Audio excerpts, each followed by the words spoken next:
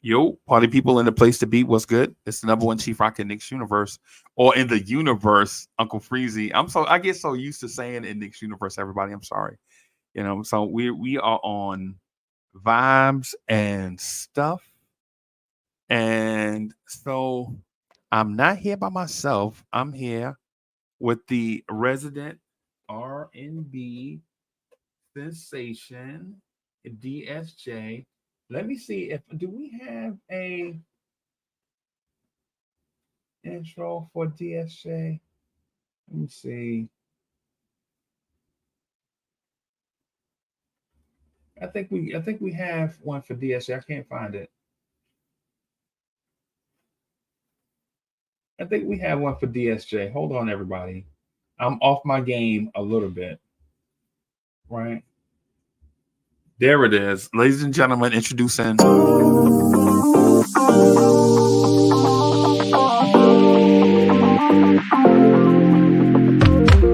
uh, uh, yeah, uh,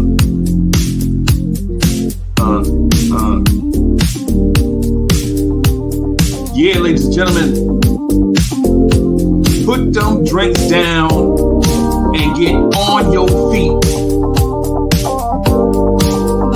Put your hands together for the R&B sensation, DSJ. Ladies and gentlemen, DSJ.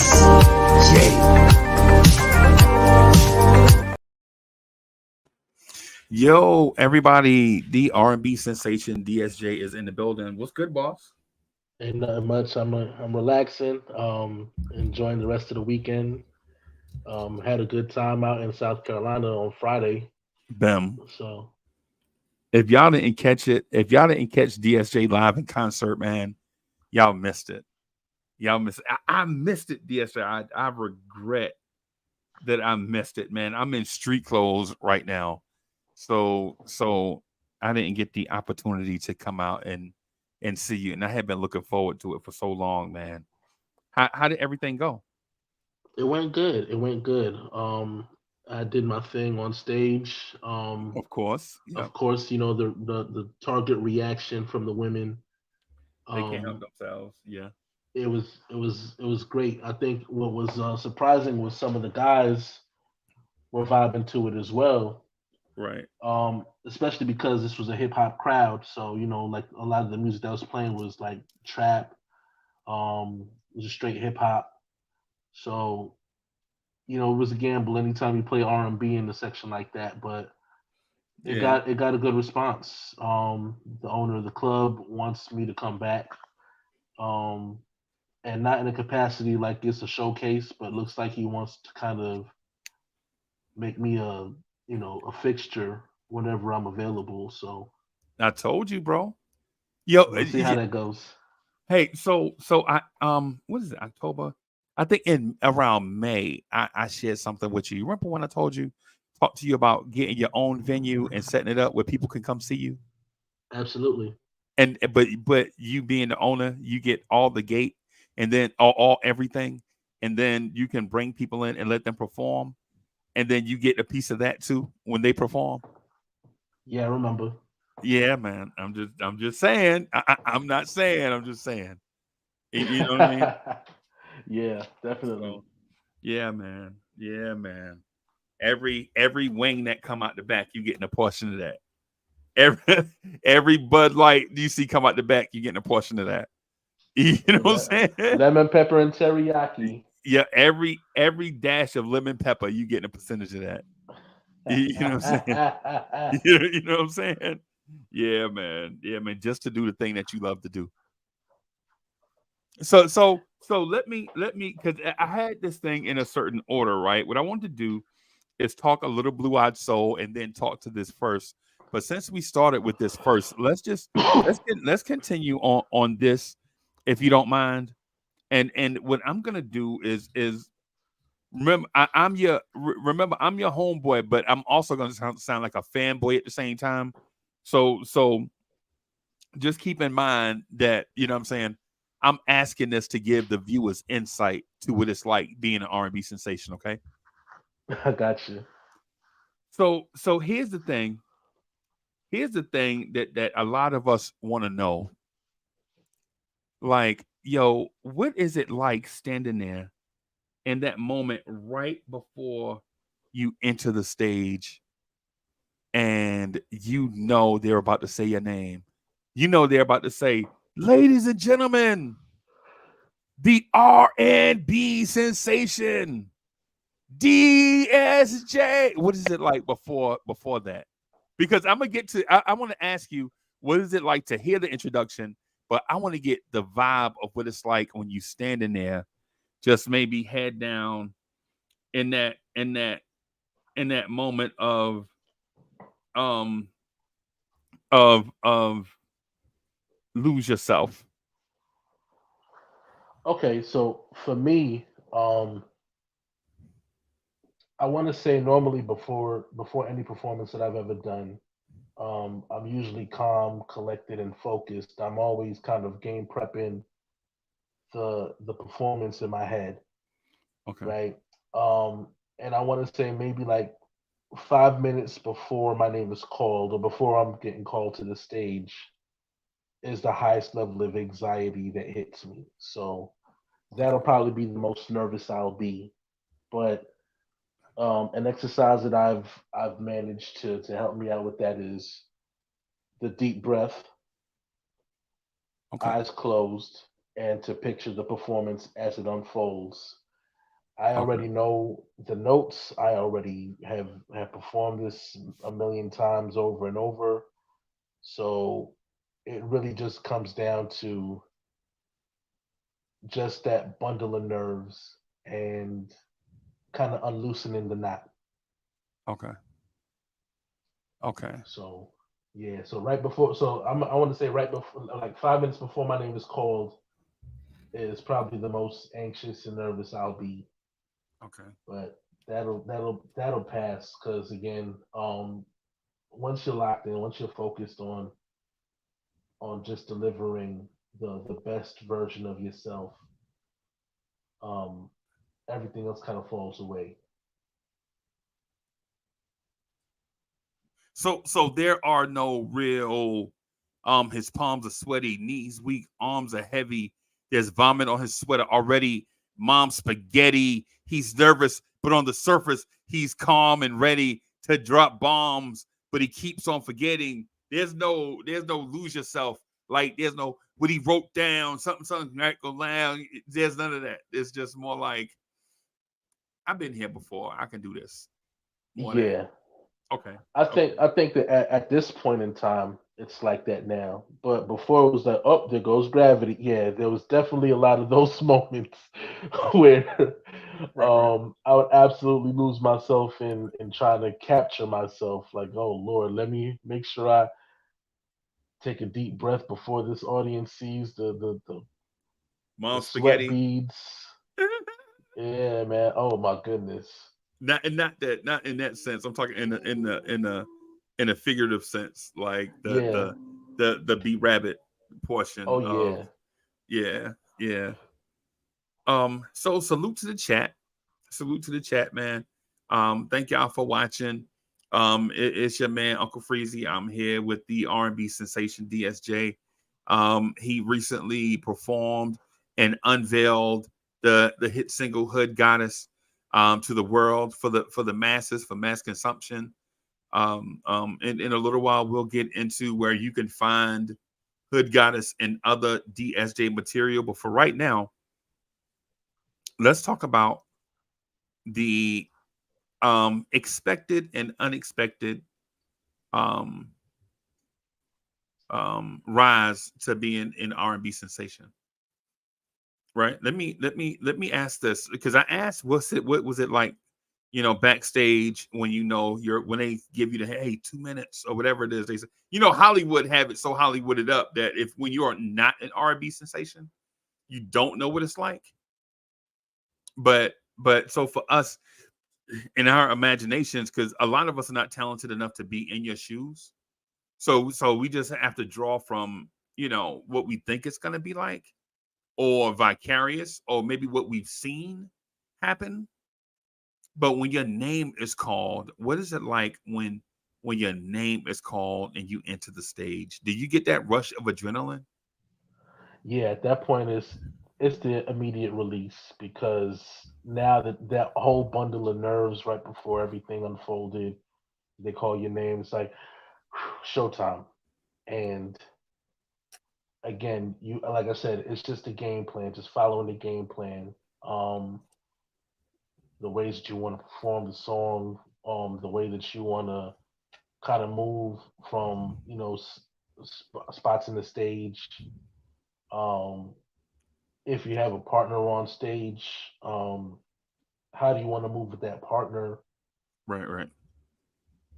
Even going off script and being into the crowd, like that's another element that helps out too because now it's like I'm with you, I'm with the people. You know what I mean? Okay. And I think that closeness, that relative closeness, helps to create that bond. So what's it like? Speaking of bond, what's it like to see total strangers, right? Total strangers who don't know you, right? See you come out, and in the blink of an eye, they're screaming for you, right? Like people say, and what I'm asking is, what is it like to be um so for those that don't know, DSJ is from a little place called New Rochelle. Is it New Rochelle? Nah, I'm from Brooklyn, No, what part of Brooklyn? What part of Brooklyn you from? from Flatbush. Originally F- from Coney Island, moved out to Flatbush. the fake CI. Okay, I got you. Yeah. Yeah, so basically he's from a place called is it East Flatbush? Yeah, All right, so the same place as MC Light and others, right? right. Right, right. So he's from the same place on earth where a lot of famous singer, songwriter, rapper, actors, actresses, a lot of talent comes from this small area in Brooklyn. King Ribby is in the building. Keith Turner, what's happening? What's good, y'all? Shout out to Uh, Ribby. Shout out to Keith Turner. so what's it like to step onto the stage and the to hear the music that you created that was just an idea, right? You remember like when Hood Goddess was just a thought, right? Before it was manifested. What's the do you get caught up in that moment of, oh my God, look how far I've come with this joint Hood Goddess and look how it's being received? Or is it a thing of, man, these people are connected with me instantly, just like that, just Now, like I'll be that. honest. There's no thought as I'm just in the moment, and the focus is strictly on performance. Okay. I want every note, like the first note. The first focus is the first note, Right. because once the first note is sung, everything else is just automatic. It's almost like game prep, right? Right. You've already gone over film. Right. You studied the film. You've anticipated all the sequences. You've anticipated the reactions. Um, you've countered with the idea of some people just not reacting, Right. and so okay, well, if this part of the stage ain't rocking, let me go to this part of the stage, Or it and hadn't set in yet for them, because right, it takes some people a little bit longer to warm up to absolutely, yeah. absolutely. I think for me, it's easier as far as doing the R&B stuff. Um, the ladies respond immediately, Right. and there's that level of surprise, especially when you consider the fact that a lot of the audience is going to be more hip hop oriented, Right. right? So imagine like somebody like Capella Gray coming out to the BET Hip Hop Awards. Now his r- music is more melody driven, so it's right. gonna be considered more R&B. But when he hits that stage and he's Mm. singing, ladies are gonna respond quicker than anybody else. Oh, he's Right. singing to me. Right. And I think again, just once I do that, once I've connected with that first note, the rest of it is now just trying to find a way to connect with the audience. And the best way Right. I've done it is to get off stage Wait a minute. You mean go and into the audience? go into the audience, Okay. Okay. right into the lion's den. Because now, like I said, I'm not just I'm not just I'm not just somebody that's an artist. Now I'm one of you, and I want you to see that I'm one of you, Right. and that I'm not necessarily trying to separate myself from your support. I'm actually out here campaigning for it. Right. And Right. if it's a matter of singing to a woman, sliding up on her like, kind of like Usher in the You Remind Me video, Right. and grabbing her hand, caressing her face, little stroke of the hair, something just to let you know that this is our moment, Right. you know, Even with everybody looking. with everybody looking, this is our moment. And that's enough. Hitting a high note, looking right into a woman's eyes and hitting that note, Right. and and there's nothing like that reaction, that clutch your pearls, hand on the chest, Yeah. that surprise, eyes wide, neck rolled back a little bit, like, oh, he's singing to me, Right. Right. and And you watching and them you and melt. you get that a lot. And so you get I understand you get that a lot, right? But the thing is it my from what I'm gathering is even though you get that a lot, it still takes you aback a little bit when you see it. The Of impact that your course, voice has on the ability to control women by using of your God course, given instrument. because again, to see it firsthand, um, especially when you're an aspiring artist. I mean, at this point in time, I mean, there's no deals or anything like that. I'm basically doing everything independent, So basically and you're independent. Yeah, yeah. so with that in mind, this is the first point of hearing me at all, Okay. and for them to gravitate towards that in some capacity, even Though if you it's knew just this as, day was you knew this day was coming though. yeah, yeah. I think that of course there's a level of anticipation, but there's a level of acceptance that they won't resonate. And so either way, my whole thing has always been, But you I'm do know gonna what's good.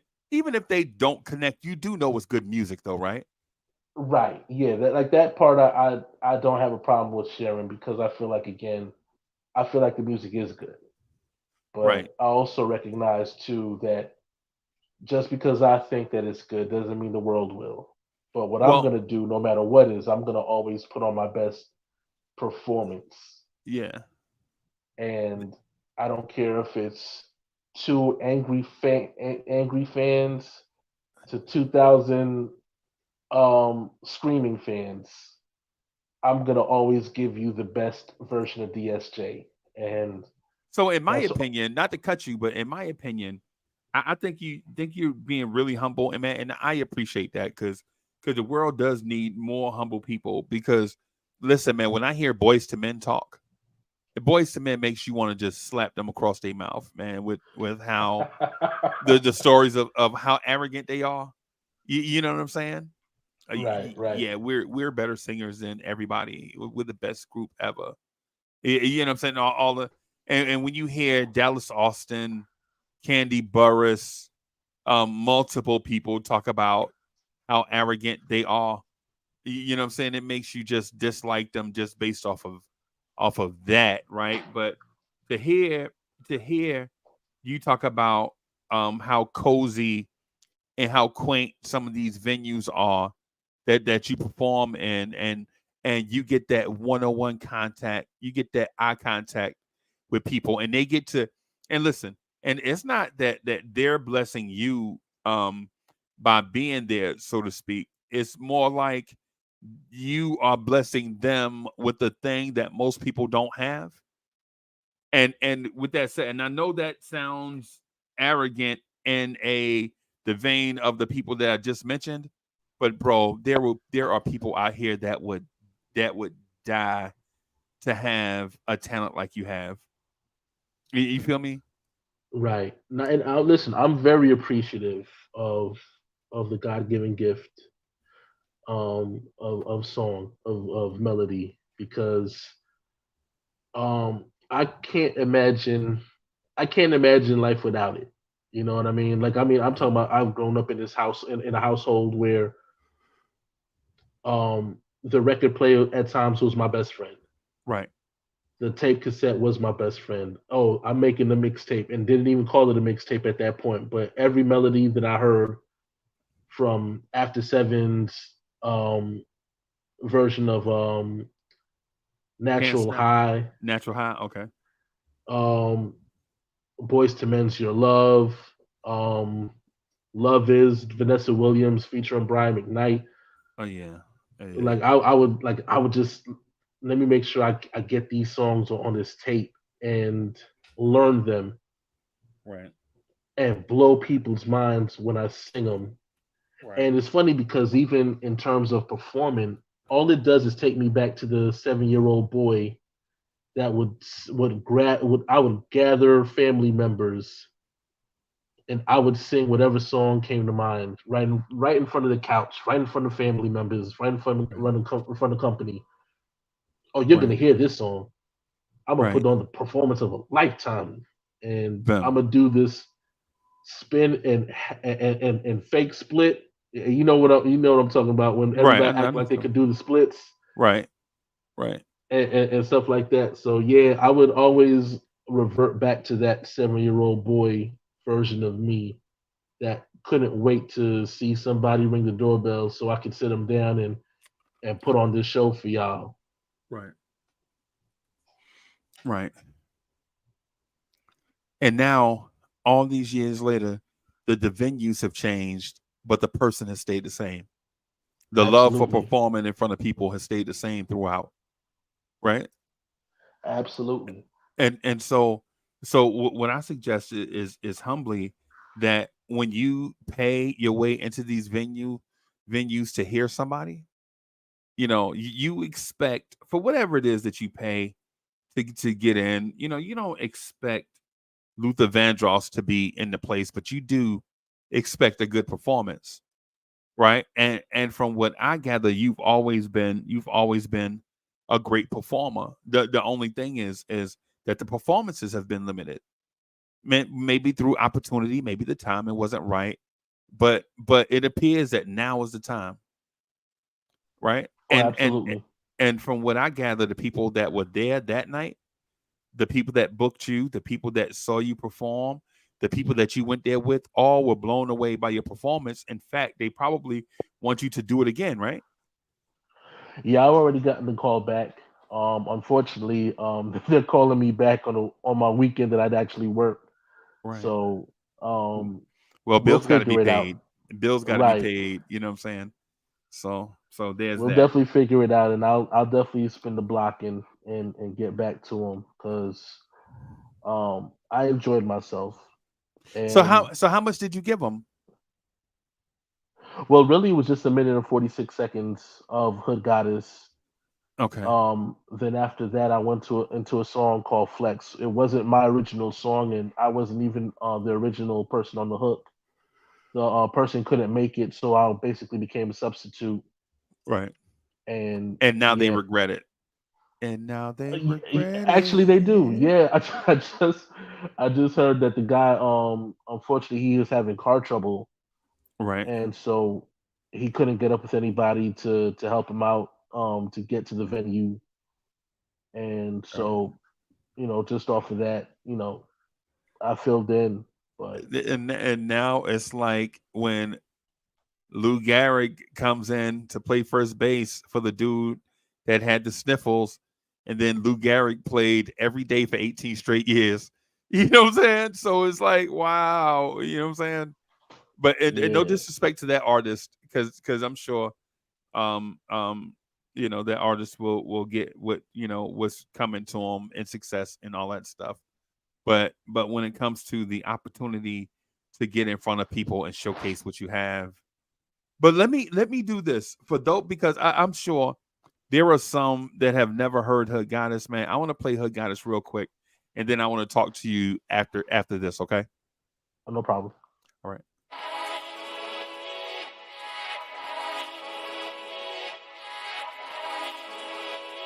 Yeah. Yeah.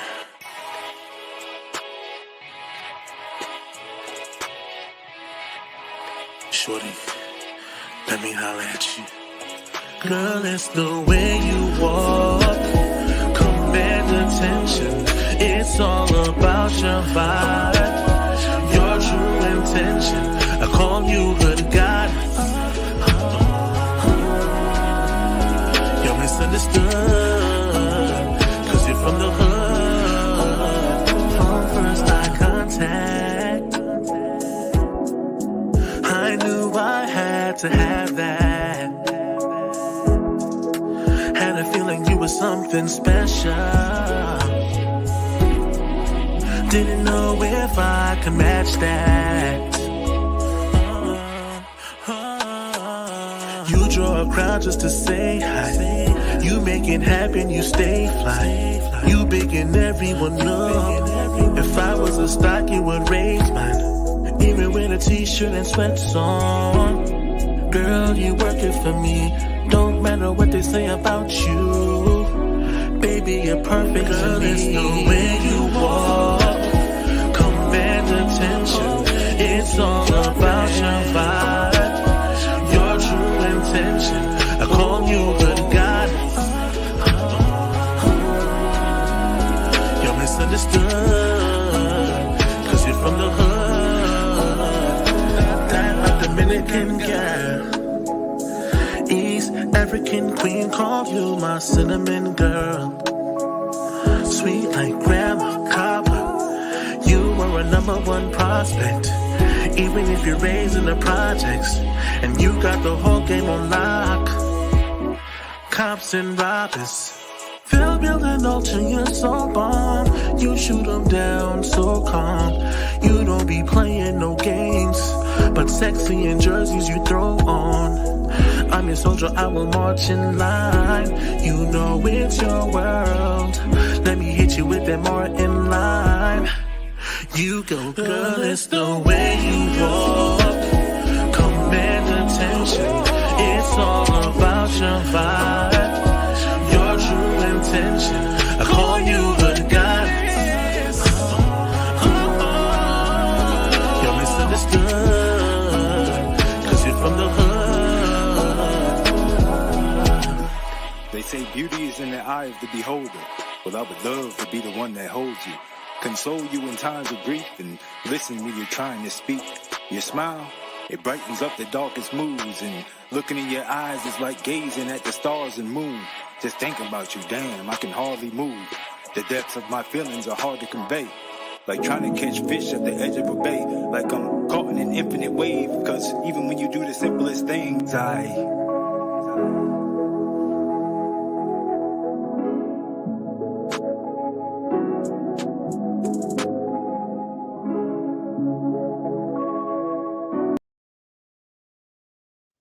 Yo, Boo. yeah. I ain't gonna lie to you, bro. I ain't gonna lie to you. Of all the stuff that you've ever done, I feel like this is your best. I think this is your. I think this is your best joint, and no disrespect to the other joints either. You know what I'm saying? But I think certain things encapsulate everything all at once. It's like, bro, when you encapsulate, when you capture the essence of a moment, bro. It's like, now don't get it twisted. I'm not saying that Hood Goddess is as good as this song, even though Hood Goddess is one of my favorite songs, right? But it's like when Quincy Jones and Michael Jackson are talking about human nature, right? Now, I'm not saying that Hood Goddess is a human nature type song, right? But what I Right. am saying is, and no disrespect to you, Dia. That's not when. Don't get when I say that. When I say this, I'm talking about the best of the best of the best. And you're an R&B artist, so you can appreciate where I'm going with this. I'm not knocking one to lift up the other. What I'm saying is the other is so great that it's exalted in my mind. Right? Right. When you capture the essence of human nature, you know what I'm saying? Like when you hear that song, you're like, okay, everything in this moment is absolutely perfect. Right? Because there's also a song on the album called Pretty Young Thing where I think they got it right too, but I don't think it's human nature. Right? Right. I think off that album, I think Human Nature is the song that captures everything all at once.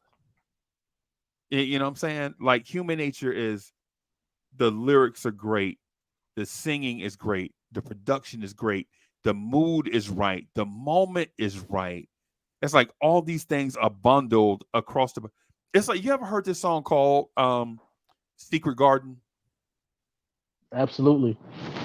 You know how in that song all the elements are diamonds in that song. Everybody that has a verse in this song that sings, bro, you're like, oh my God, this can't get any better. Nah, absolutely. I absolutely agree. I think this is probably, yeah, as far as Secret Garden, I think that's probably one of the best ensemble songs in R&B history. Right. Right. So I'm talking about the songs like Best Man, that I Can Be with Case, RL, Right. Genuine and Tyrese, and Right. anything in that caliber. Milestones, I Care For You. I think, like, yeah, I think that Secret Garden is probably like one of those songs that's almost like how Bully describes Larry Smith. Like Yeah. there should be a category for top people, but this person is the elite of the elite that it shouldn't even be mentioned. Like he's in the class all by himself, and I think that's what I feel like about Secret Garden. Yeah. Secret Garden, and I'm gonna bring it back to Hood Goddess, right? But Secret Garden, Human Nature, Hood Goddess, they all have like this element of things coming together that are so perfect, right? And I know I might be like the cheerleader for Hood Goddess, right? But so what, right? So you know what I'm saying? So what, right? My thing is Hood Goddess is perfect timing. Like when you look at society, and when you look at when when did Hood Goddess come out? When you did Hood Goddess in 2021, right? Right. And then we started playing it in 2022, right? Yeah, that's right. Okay, all right. So even when you're looking at Hood Goddess, bro, you're like, oh my god. To me, Hood Goddess is a masterclass in taking certain elements, catching the vibe in the perfect place, and not overdoing it. You know, this Hood Goddess is not overdone. I think I think people have told me like, man, they could have did such and such better on Hood Goddess, and they could have did such and such better on Hood Goddess. They could have, and I'm like, nah, man, no. Two songs come to mind when I two songs come to mind, and I ain't gonna talk you to death because I know it's your joint and you want to elaborate some too, but two songs come to mind when I hear a song that maybe has imperfections, but the imperfections match the mood, right? For one, it's a song called Sucker MCs by Larry Smith, right? Where there are certain imperfections where the drums, you can tell the drums aren't synced. So you could tell like it's a human doing the drums. Boom, tap, tap, tap, tap, tap, and tap, and tap. And you when you hear it, you're like, okay, all right, it's not syncopated or whatever they call it, or whatever. And then Right. and then also It's a song by Whitney Houston that makes my dog howl every time he hears it. The I Will Always Love You song. Like Right. how she did the demo in one take and submitted it. She was like, okay, this is the way we're gonna sing it, but we're gonna add. And when Clive Davis got the demo, he's like, no, we're not doing anything else. We're gonna take this one take on this demo, and that is the single. And everybody else is like, no, but we need to add, we need to clean up. And he's like, no, we ain't doing that. Whoever touch it is getting fired. Right? Right. Basically. And that's what I like about Hood Goddess. That you're singing a song about an imperfect person that's perfect in one person's eyes. Right. And then we hear Hood Goddess, the song that may have certain things to it, but it's perfect in our eyes.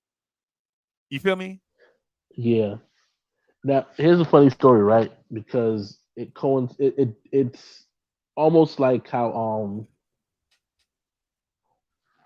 so this is how normally my writing style is, right? Normally I want the beat first, Okay. and I let the beat dictate the mood where I want the song to go to. Hood Goddess is probably the only song that I've written where I've already written the song. Wow. And like there was no beat attached to it or anything like that. I just knew that Hood Goddess had, and the funny thing is, I just knew Hood Goddess had to be the title. Right. Out of everything that I was doing, like Hood Goddess just has to be worked into the title. Right. Now, oddly enough, I get a phone call that same day from my producer, and he was like, "Hey, listen, I got this beat that I want to give to you. I kind of was holding on to it for about and this is like maybe 2 weeks after we met. It was Right. like I've been holding on to this for about 3 or 4 days, but I finally think I got it, and I want to let you hear it." What he named the beat was Goddess. Okay. Now, again, Hood Goddess is something I literally wrote that same day. During the same time frame. Yeah. So there was no conversation about it. There was Right. no discussion, no mention of it to him or anybody else for that matter. I just knew that once I wrote this song, something about Hood Goddess has to be worked into it. Right. So it really did feel like the perfect Hail Mary. Right. Like, It like Manifest Destiny. Divinity. right.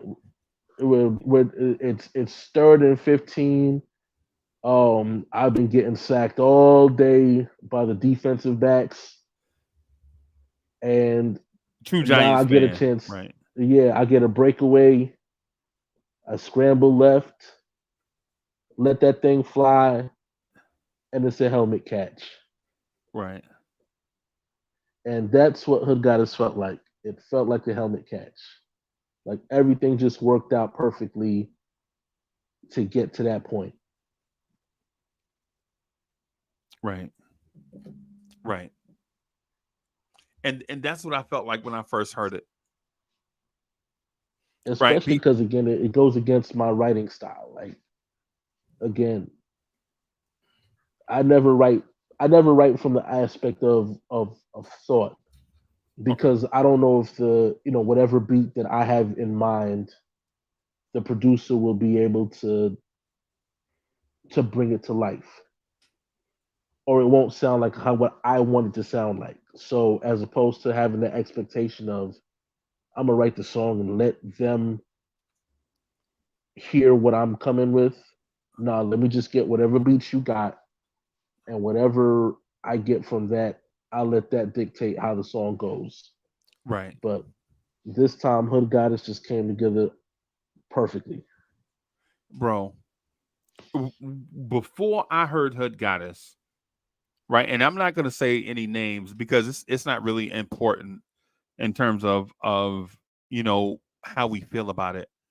But before I heard Hood Goddess, I heard things like one of our homeboys. I think, man, maybe you told me that one of our homeboys was like, We need to tighten up this thing right here. We need to tighten up this thing right there. Man, some engineering things need to go on, man, or whatever it was. Whatever it was to fine tune it. They liked it or didn't like it or whatever it is. I can't remember exactly, what's going on. But what I remember is that Hood Goddess, that's an intriguing title. Let me give it a listen. And so I gave it a listen. And I was like, what is everybody or not everybody, but what is these couple people talking about? This right here to me is perfection. I remember talking to you about doing a Canva video for it and playing it on Vibes and Stuff Live in the mornings. You remember that when me and Chuck, when Chuck and I were doing music in the mornings? I was like, I gotta play this joint Hood Goddess, bro. This joint Hood Goddess is something. This right here is special. You know what I'm saying? And so ever since the first day I heard it, I was like, nah, this don't need anything right here, bro. This right here is now if it goes on an album, you know what I'm saying? When you put it on an album, you might want to do some stuff to it just for the sake of longevity. But I'm like, nah, this is perfect right here. This is to me, it's perfect. It kind of reminds me of a song like this dude says, I bet you wonder where I've been. Some I'm just back to let you know I got a thing for you and I can't let it go. Right. And so when you hear that dude sing, now I'm not saying that DSJ is Bobby Caldwell or vice versa. Hell, I'm not saying, what I'm saying, one is the other, but what I'm saying is the sense, the feel of the song.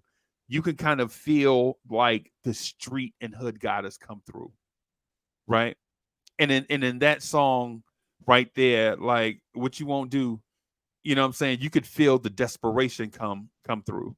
For Hood Goddess, bro, you could feel the street. You could feel the hood of Hood Goddess come through the speakers. I think it's the best joint that you ever done, bro. I ain't even gonna lie to you. I appreciate that. Yeah, man. Yeah, man. And not saying that you're not saying that you don't have other great stuff, but it's like telling De La Soul. It's like telling De La Soul, hey, De La, listen, man, Stakes is High is your best joint. And they're like, Stakes is High? Our best joint? Nah, Stakes is High can't be our best joint. Right. Or telling a Tribe Called Quest, Electric Relaxation is it. Don't even worry about anything else. Yeah. Like, for instance, like in my mind, I think Conrad Tokyo is a top five or six Tribe song, right? And people will say Conrad Tokyo. Yeah. As a matter of fact, I could hear Q-Tip rapping on Hood Goddess, bro.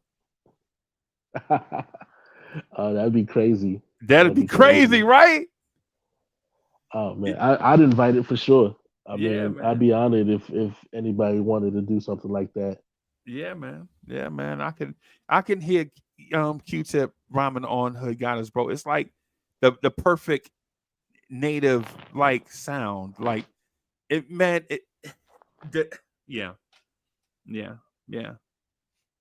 man. So what else do you have for your fans listening, man? What else you got loaded? Do you have a catalog of 50, 60, 70 songs that you're waiting to release? Maybe you got a beef with your record label or something. Well, no, what it is, we're waiting to put everything together. So the first person on deck would be True Music, who's our producer as well. Right. He'll be the guy that leads off the run of the label. Okay. Right after his run is when it'll be my turn, and at that point, then I'll roll out everything for the No Sleep Till Brooklyn EP. So I already have Hood Goddess already, so guaranteed to be on there. And then the titular song, which is "No Sleep Till Brooklyn," is another joint that I've already done that'll be on there as well. Okay. So um, immediately there's no release date, but it'll be sooner than you expect. So Okay. I'll absolutely keep everybody abreast of when I'll be dropping that. So what? So if you had to tell everyone, if for those that hadn't heard much of your stuff, if you had to compare yourself to a singer that's currently in the market, and I know we all strive for originality, right? So I'm not saying that, but if there is a certain type of artist that fans can relate to and expect from you, what artist would that be? I get a lot of comparisons to the Casey twins from Jagged Edge. Okay. Um, so maybe like the Brooklyn version of them. um, The okay. maybe Music Soul Child, just because of the inflictions and the always trying to find a way to bend specific notes where it doesn't seem like it fits. Okay. Okay. All right. Um. So when I hear you, I hear Maxwell, right? In that lane. Now, listen, there's only one Maxwell, and respect to Maxwell, right? And respect to DSJ for that matter. But that's what I think. I think in that enchantments Maxwell type lane, and that right before Michael Jackson lane. You know what I'm saying? Right, right. In that Ralph Tresvant, Tony Thompson type lane. Like Not like yeah, I not could a high register, but a tenor. yeah, no, not no, not hot, no, definitely not. That's not where well yeah. Yeah, and not Philip Bailey type crazy. No, I'm talking about more. I'm talking about yeah. You know what? Let me revise that. Definitely in that lane, but smoothed out, mature and smoothed out. You know what I'm saying? That's what I hear. Like well, like when I hear your stuff, I hear more of a maybe a Tony Thompson in 2023, right? Like a smoothed out, matured, you know what I'm saying, coached up version of that, right? Kind of like you remember the guy from Troop, All I Do Is Think of You, kind of that dude. Yeah, And I'm not saying the early version of him. I'm talking about the third album version of them, no, I right? get what you're saying. Yeah, You know what I'm saying? Where it's more mature, it's more deliberate, right? So it's more of a deliberate style, like Maxwell, right? Like when you guys hear something something, you know what I'm saying? When you hear and I'm not a singer, right? But when you heard something something in 1997, if it's cool, I wanna rock it with you. And then when you hear him do it right now, that's where I'm saying is where it's at. Is there such a thing as that? yeah. I mean, that's a level of maturity, vocal maturity that Right. follows that. Right. And it's funny that you mentioned that part of the song because that's actually one of my favorite. That's my favorite part. I love the bridge. Right. Bro, I think that's where you are as a vocalist. And I know does that seem like OD over the top praise for you? I think it's one of those perspective things. Like somebody will hear it and be like, "Yeah, I can hear that," and Uh, somebody will be like, "Nah, that's a reach." okay. And the biggest thing for me is just that. as long as it sounds good, I'll Right. take whatever it gets. Say whatever compliment it gets. Personally, I think you're in that ballpark, bro. And I would even go further along and say that I don't know what your voice sounded like 20 years ago, right? But right now, I think you might be, in a certain pocket, and I think you might be in a bag right now, like in a place. Whereas dudes that were on top, like a Ralph Tresvant, that was maybe on top 40 years ago. When you hear him right now, you're like, hmm, his voice is different. You know what I'm saying? Right, Like when you heard Babyface, when you heard Babyface, Sweet November, Sweet November came out in 1982, right? right.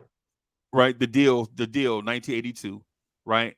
And then Two Occasions came out in 1987, I think, or something, right? 86, 87. Yeah. Yeah, yeah, yeah. And so when you hear Babyface talk about singing Sweet November, right? And then when you hear Babyface singing Concert Today, you're like, ah,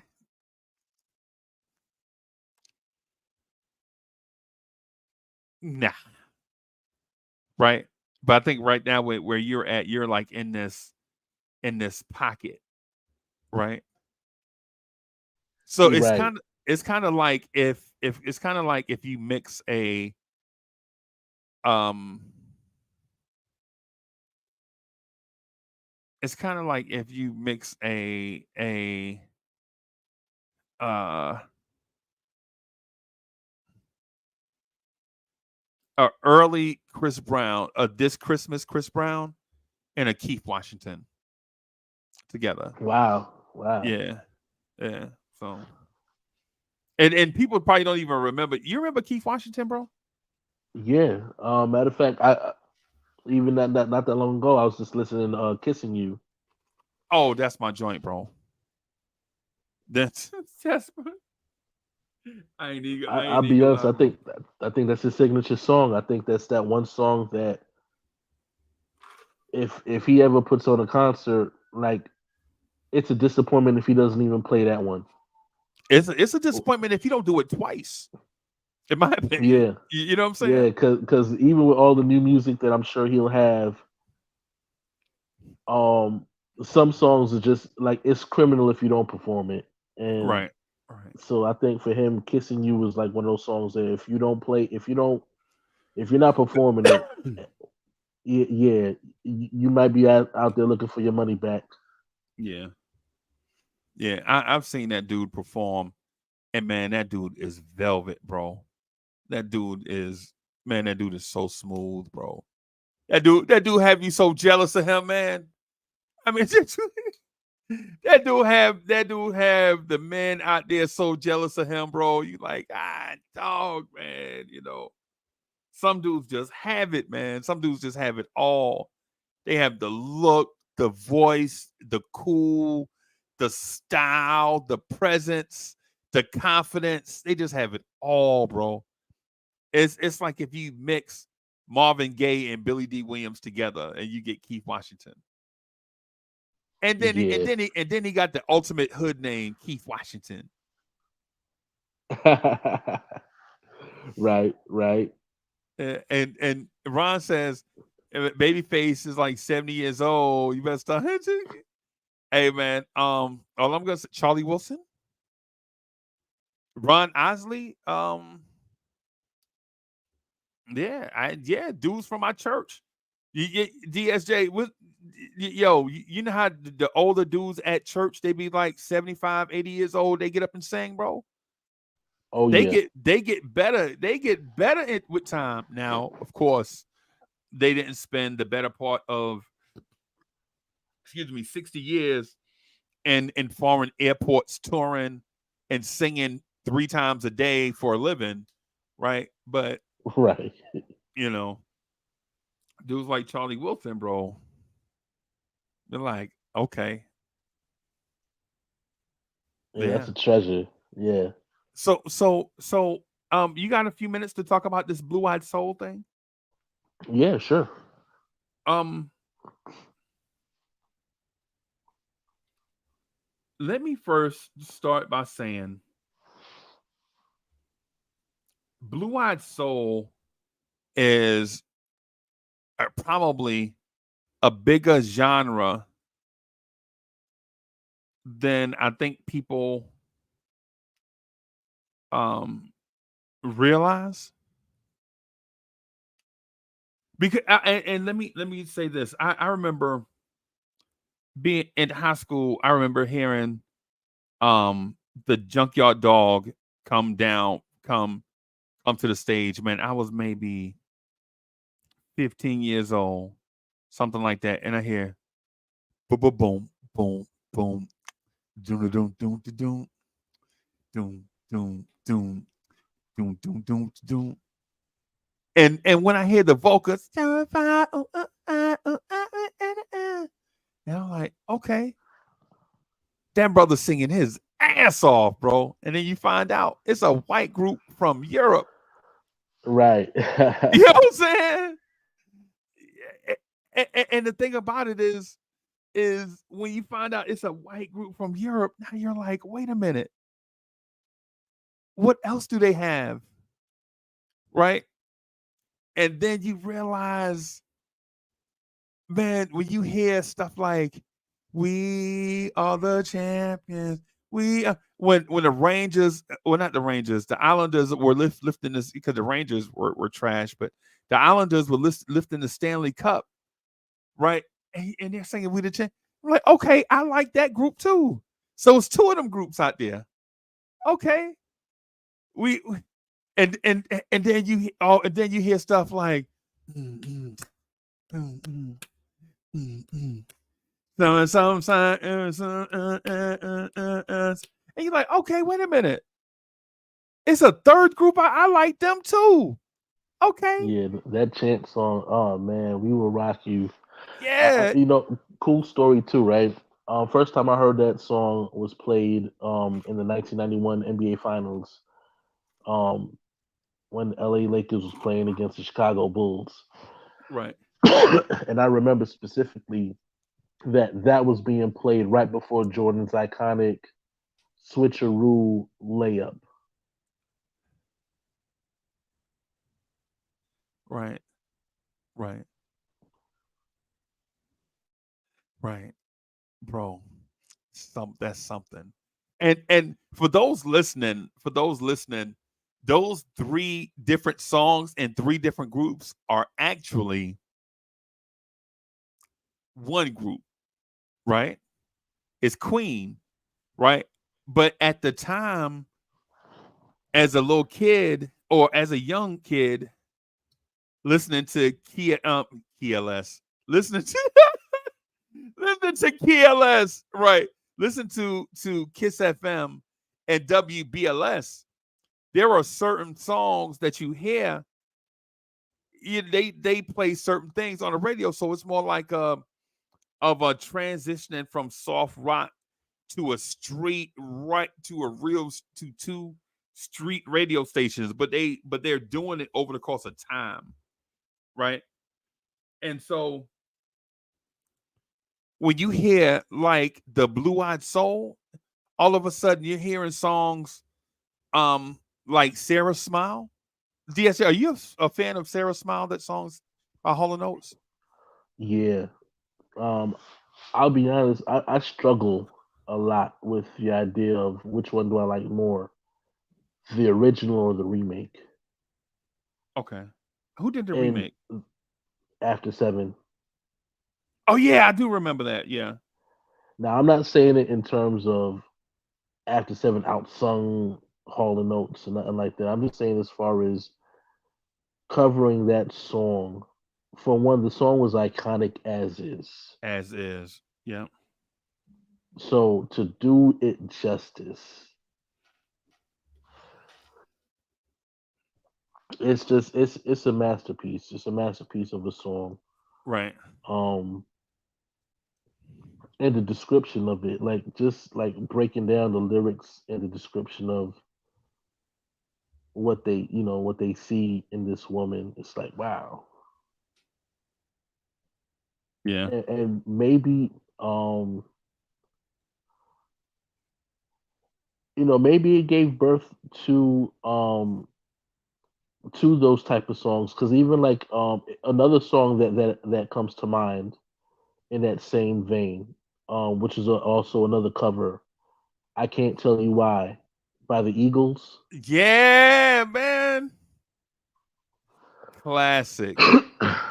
um One that I discovered way later in life, Baby Come Back by Player. By Play It, yeah. Yeah. And when I heard it, I honestly was like, okay, yeah, I gotta find out who. I'm thinking like this got to be one of those soul groups that that you never heard of or something like that. Right. So when I found out the cover was two white guys, it blew my mind. Bro. Blue Eyed Soul is a rip. I'm gonna say this, and it's gonna sound egregious, right? But I think Blue Eyed Soul is probably as far reaching as disco.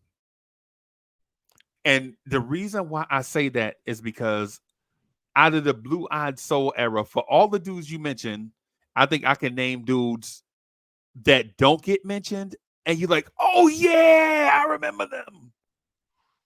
Like a Michael Right? McDonald. No, I'm not even gonna do them. Steely Dan, Lil Feet, all of them. All of them to me is the same. Lil Feet, Steely Dan, Michael McDonald, all of them are the same, right? Doobie But Brothers, yeah, the absolutely. Doobie Brothers, all of them, yeah, all of them are the same, right? But then you have your Wild Cherries. You remember Wild Cherry? Play that funky music, white boy. Yeah, Play that funky music, white boy. You know what I'm saying? So you have that, and then you also have a group named Traffic, who mm, one of the greatest singers of all time, right? Comes out of that group, right? A dude named Steve Winwood, right? right. Oh, Steve Winwood, bro. I when I listen to Dear Mr. Fantasy, and for those that don't know what Dear Mr. Fantasy is, have you seen the Avengers movie, the Infinity Endgame? Yeah, And you remember when Hawkeye was in the field and his family disappear and they play a right. song? That's Dear Mr. Fantasy right there. Yeah, That's Dear Mr. Fantasy. And so when you hear Dear Mr. Fantasy, bro, you're like, this voice sounds heavenly, right? It is heavenly. You know what? That's Steve Winwood in his group called Traffic. That's 1960. That's to me the start of the golden era of Blue Eyed Soul, right? Dudes, because there are a lot of great singers, and I know we do these weird countdowns and lists and competitions about the greatest singers and who's number 7 and who's number 21 and all of that stuff. But if we're honest, if we're being honest, there are so many great singers, bro, out there, right? Like without question. Yeah. um for instance, um to me the classic Blue Eyed Soul song is With a Little Help from My Friends by Joe Cocker. Right. And people don't when you hear the Wonder Years anthem, what would you do if it's would you say? And then the gospel background singers come in, the soul singers in the background. Man, Right. listen, man. Yeah, and so and here's why it's Blue Eyed Soul, right? With a little help from my friends is a song by the Beatles. With a little help from my friends, with a little help from my friends, right? But then you hear Joe Cocker's version when Joe Cocker is on, and I don't know if he is or not. I'm gonna say it, and I know it's mad reckless, but I think Joe Cocker is on weed and LSD, cocaine, and chased it with vodka when he sung this song at Woodstock, right? Right. And you can tell because his shirt is not buttoned right. You know how you button your shirt off track? You Yeah, know what I'm saying? And definitely. you should button your shirt, and his hair is looking like the professor from the Marty McFly movie, Back to the Or Doc Future. Brown. Yeah, he out there looking like a fat Doc Brown on 3 different drugs and vodka. Talking Oh about wow. let me get some water. No, bro, you need more than water, bro. But when he sings with a what would you do is something, something, something. And then the background singers are like trying to keep him on stage because the back of his heels are off the stage and the wind is blowing. And you're like, yo, this dude about to fall off stage. And he hanging on the stage by his tippy toes. And he like, would you stand out and walk? Would you stand up and walk out on me with a little help from my friends? And when you hear that, bro, you like, oh my God, this has got to be the greatest Blue Eyed Soul song ever. Right? Right. But my thing is it though? Is it Sarah Smile? I'm gonna be honest. There's a lot that I can mention. Um, I think one of the biggest ones for me, again, I already mentioned was the Eagles. I can't tell you why, Right. but how much I feel from Ambrosia, Oh yeah. and also you're the biggest, the biggest part of me from the same group, Ambrosia. Right. I think are slightly better than those mentioned already. Really? Um, yeah, I think there's What that. about oh I'm sorry, go ahead, bro. Yeah, no, I was gonna say Bobby Caldwell, um, what you won't do for love, of course, I think is like one of those classic, like wow. Again, like it threw you off that when you found out that this guy was not a brother. Right. Like I could just hear all the jaws dropping. Like him, he's Right. the singer. Ri- Right. Right. And see the thing about but Diaz, let me add this to the conversation just really quick. When you hear Joe Cocker, you're like, is that Ray Charles? And then you're like, no, that can't be Ray Charles because there's a, dare I say, a soul element to it. And I know that's like sacrilege, right? Like, dude got more soul than Ray Charles.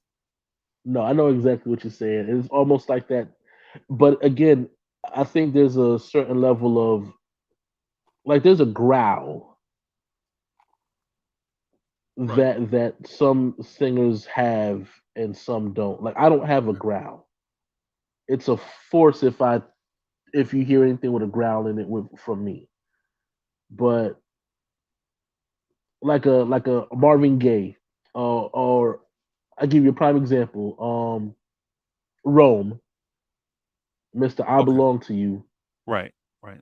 When he hits that one part of the song, when he's like saying, "My lady, tell me what's wrong with your boyfriend." Yeah. Ah, come on. That just once you get that, yeah, okay. Yeah, that's the growl. That changes some things. Yeah. There's a dynamic shift in that. Right.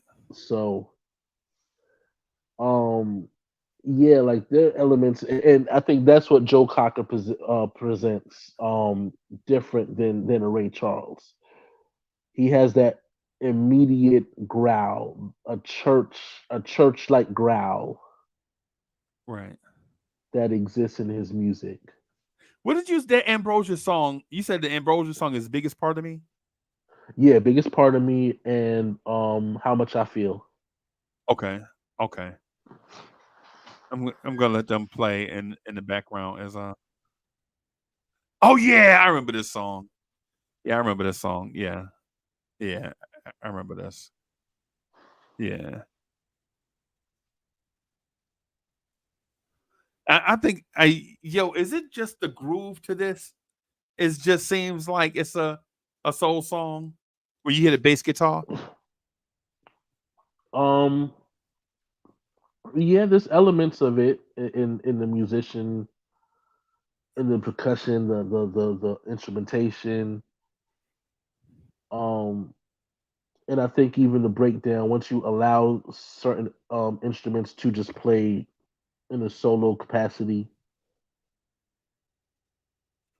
because again, like these guys are listed as rock bands, like Right. Eagles, um, even John Hader, Have a Right. Little Faith in Me, Right.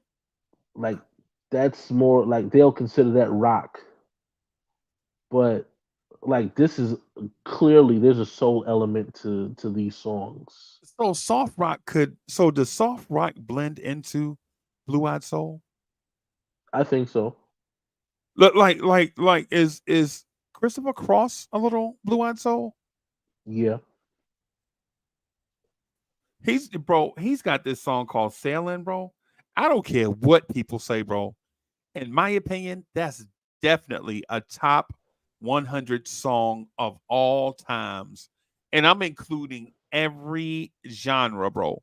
I know there might be 100 genres of music for all I know, right? But what I'm saying is when you hear Sailing, bro, nah, bro. And don't it feel like R&B? Yes. Same Yes. thing like Phil Collins, In Too Deep. Yep. It feels like R&B. Yep. And so whenever someone, again, you can list it as rock because that might be the genre that they cover primarily. It's more all encompassing, yeah. It describes But everything. yeah, but when you talk about this specific song that they deliver, it's like, nah, that's an R&B song slash a ballad, and it doesn't belong in that cat. This is definitely Blue Eyed Soul right here. You know what I mean? So R- Right. Right. Throw some junk in the trunk. Let me add a fly to the ointment, right? Where do you rank Robin Thicke, John B, and Joss Stone in terms of Blue Eyed Soul? Should they even be in the conversation? yeah, they should be. Because Joss Stone really is an R&B act, right?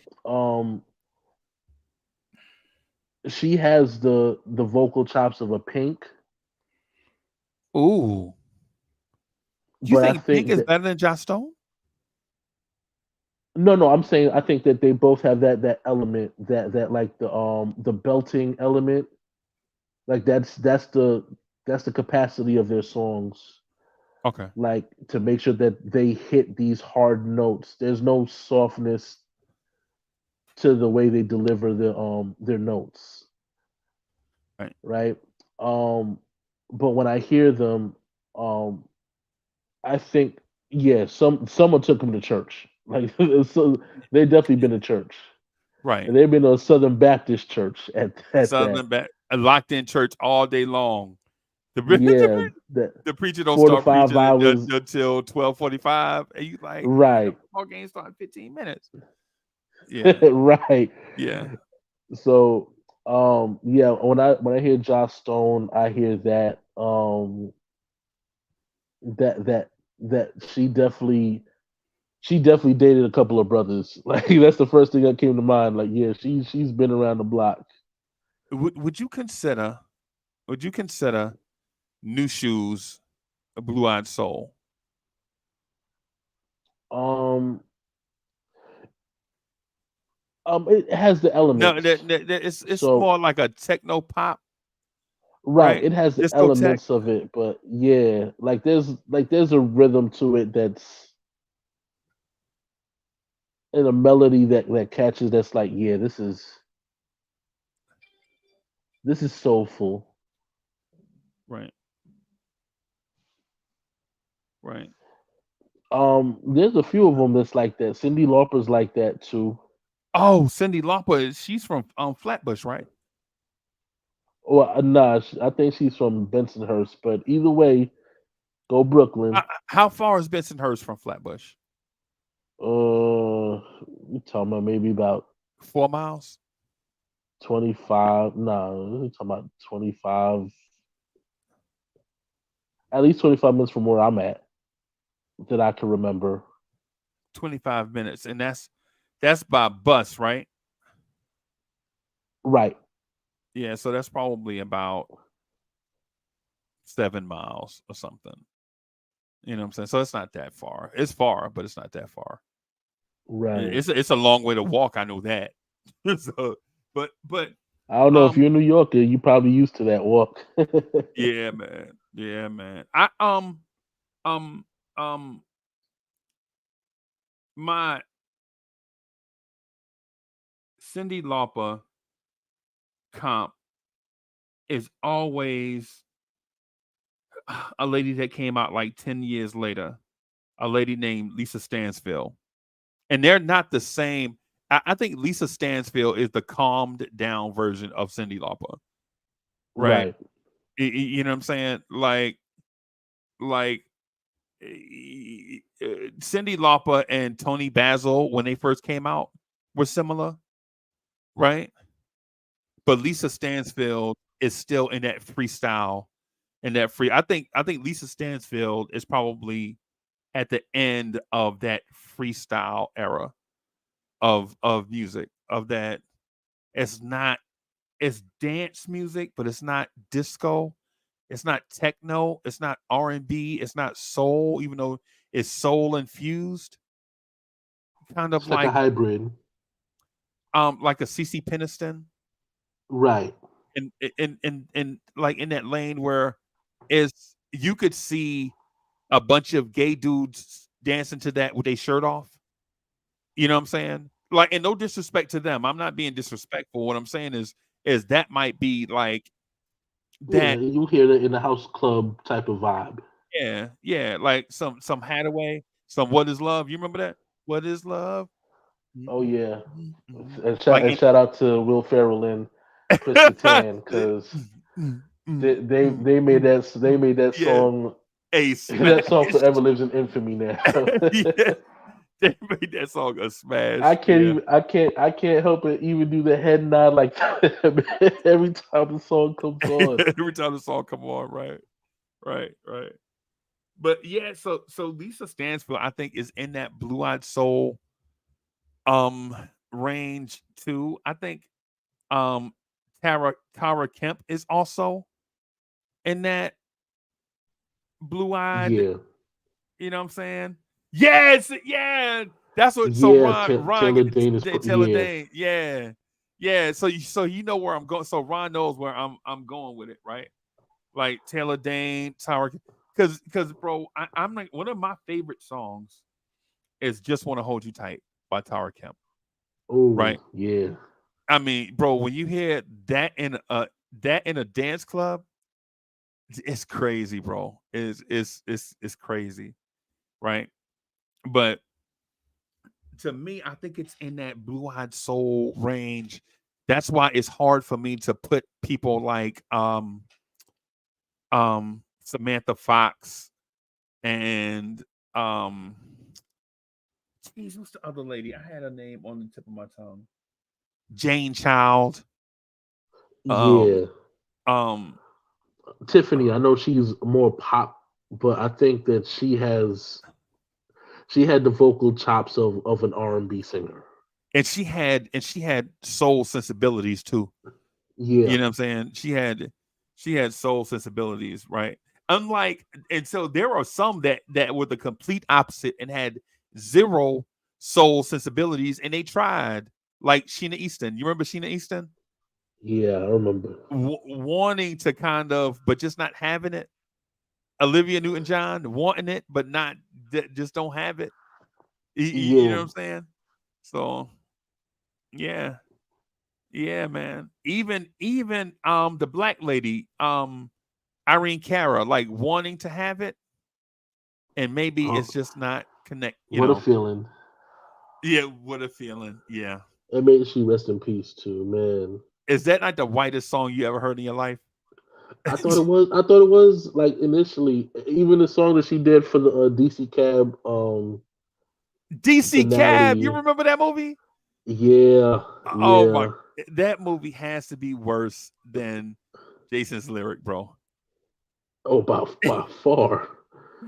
I don't think anybody went to the movie theater to see that movie if Mr. T wasn't in it.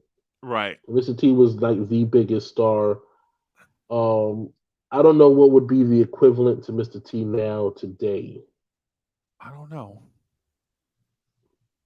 but it's like imagining whoever the biggest star is, and it doesn't even matter what genre of entertainment.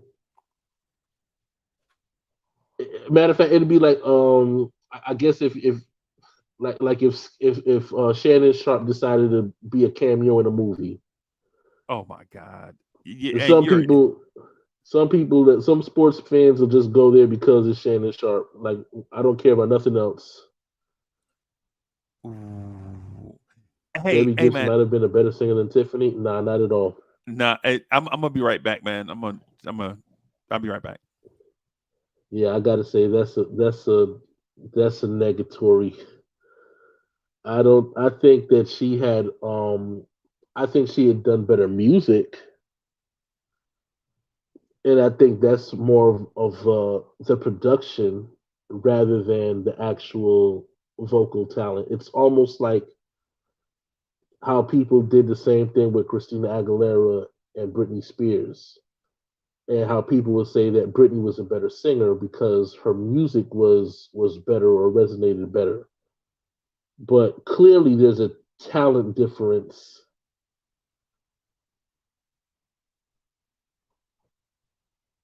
Oh, Radon Chong, yeah. I ain't gonna front though. That was my girlfriend in that was my girlfriend in Commando. I wanted to date Radon Chong so bad, and after seeing that movie,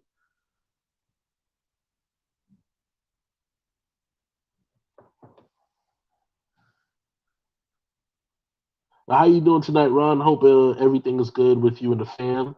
Um, appreciate you popping out to vibes and stuff.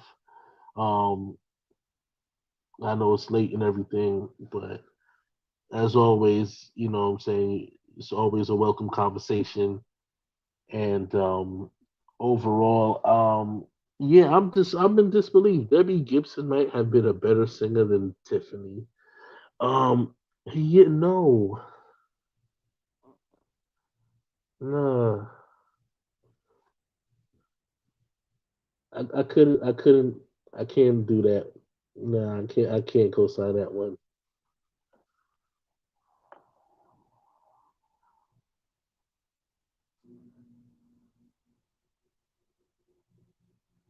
You'll have to forgive me on that one. I can't do it.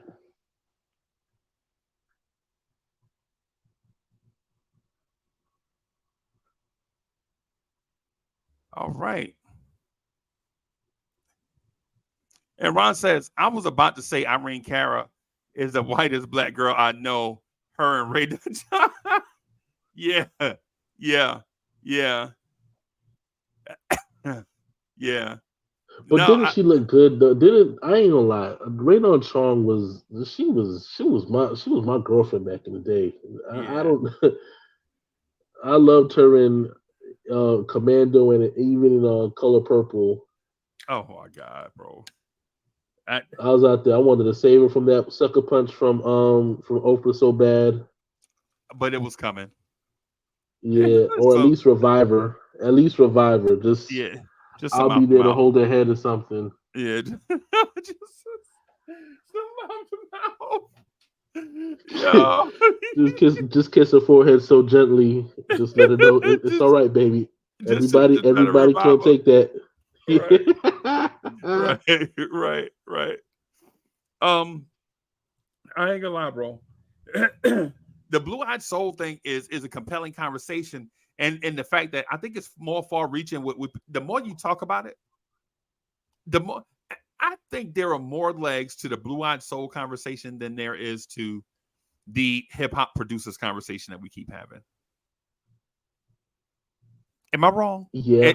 Is that a bridge too far? No, not at all. I get it. Because again, it's for one, this because I don't think it's subjective anymore, right? Okay. When you have the conversation about um producers and other artists, it becomes very subjective, Right. and Yeah. there's more moving parts to it. But when you're talking about something like a singer that for one is unassuming because he doesn't look like he would be able to sing this type of song. Rick Okay. Astley sung "Never Want to Give You Up," and I'm pretty sure everybody and their mother thought that's a brother Right. with a belly and a jerry curl. Yes. Yes. In a sequence blazer. Yes. I thought that we probably thought that was David Peaston. Somebody other than Rick Astley, when you seen him, it was like, wait a minute, this guy looks like Timothy Hutton. Yes. Yes. To all of those. I yes. Yeah. Now I agree with you, and that's one of my favorite songs. Rick Astley and Robbie Neville to me are two pop singers that I think are forgotten in time, and only people that know never wanted what's the name of the song, Robbie his song? Neville's song, "C'est la No, vie." Say La Vie. That's my joint. I know that one. I'm Right. talking about the Timothy Hutton song. Rick Oh, Astley. Never Want to Give You Up. Yeah, him and Simply Red. You remember Simply Red? Oh yeah. Is Holding Back the Years Blue Eyed Soul? Um. Yeah. It's Holding Back the two Tears. I'm sorry, it's element. Holding Back the Tears. Yeah, Holding Back it's the two Years. element. Holding back the years, but it's too elemental to R&B, to that soul category, especially when you get to the hook. Right. And just the way the harmonies blend. And I'll and the keep bridge. holding on. Like, Yeah. once you hear that, it's like, oh man. Yeah, that's R&B. Yeah, that's R&B right there, bro. That's R&B, bro. Yeah, man. Now that you mention it, now that you mention it, bro, there are so many blue-eyed soul artists, bro. I mean, there are so many. Yeah. Simply Red, bro. His voice is distinct in that mint condition singer type way, where it sounds like a trumpet almost. Right.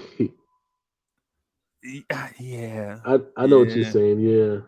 Yeah, man.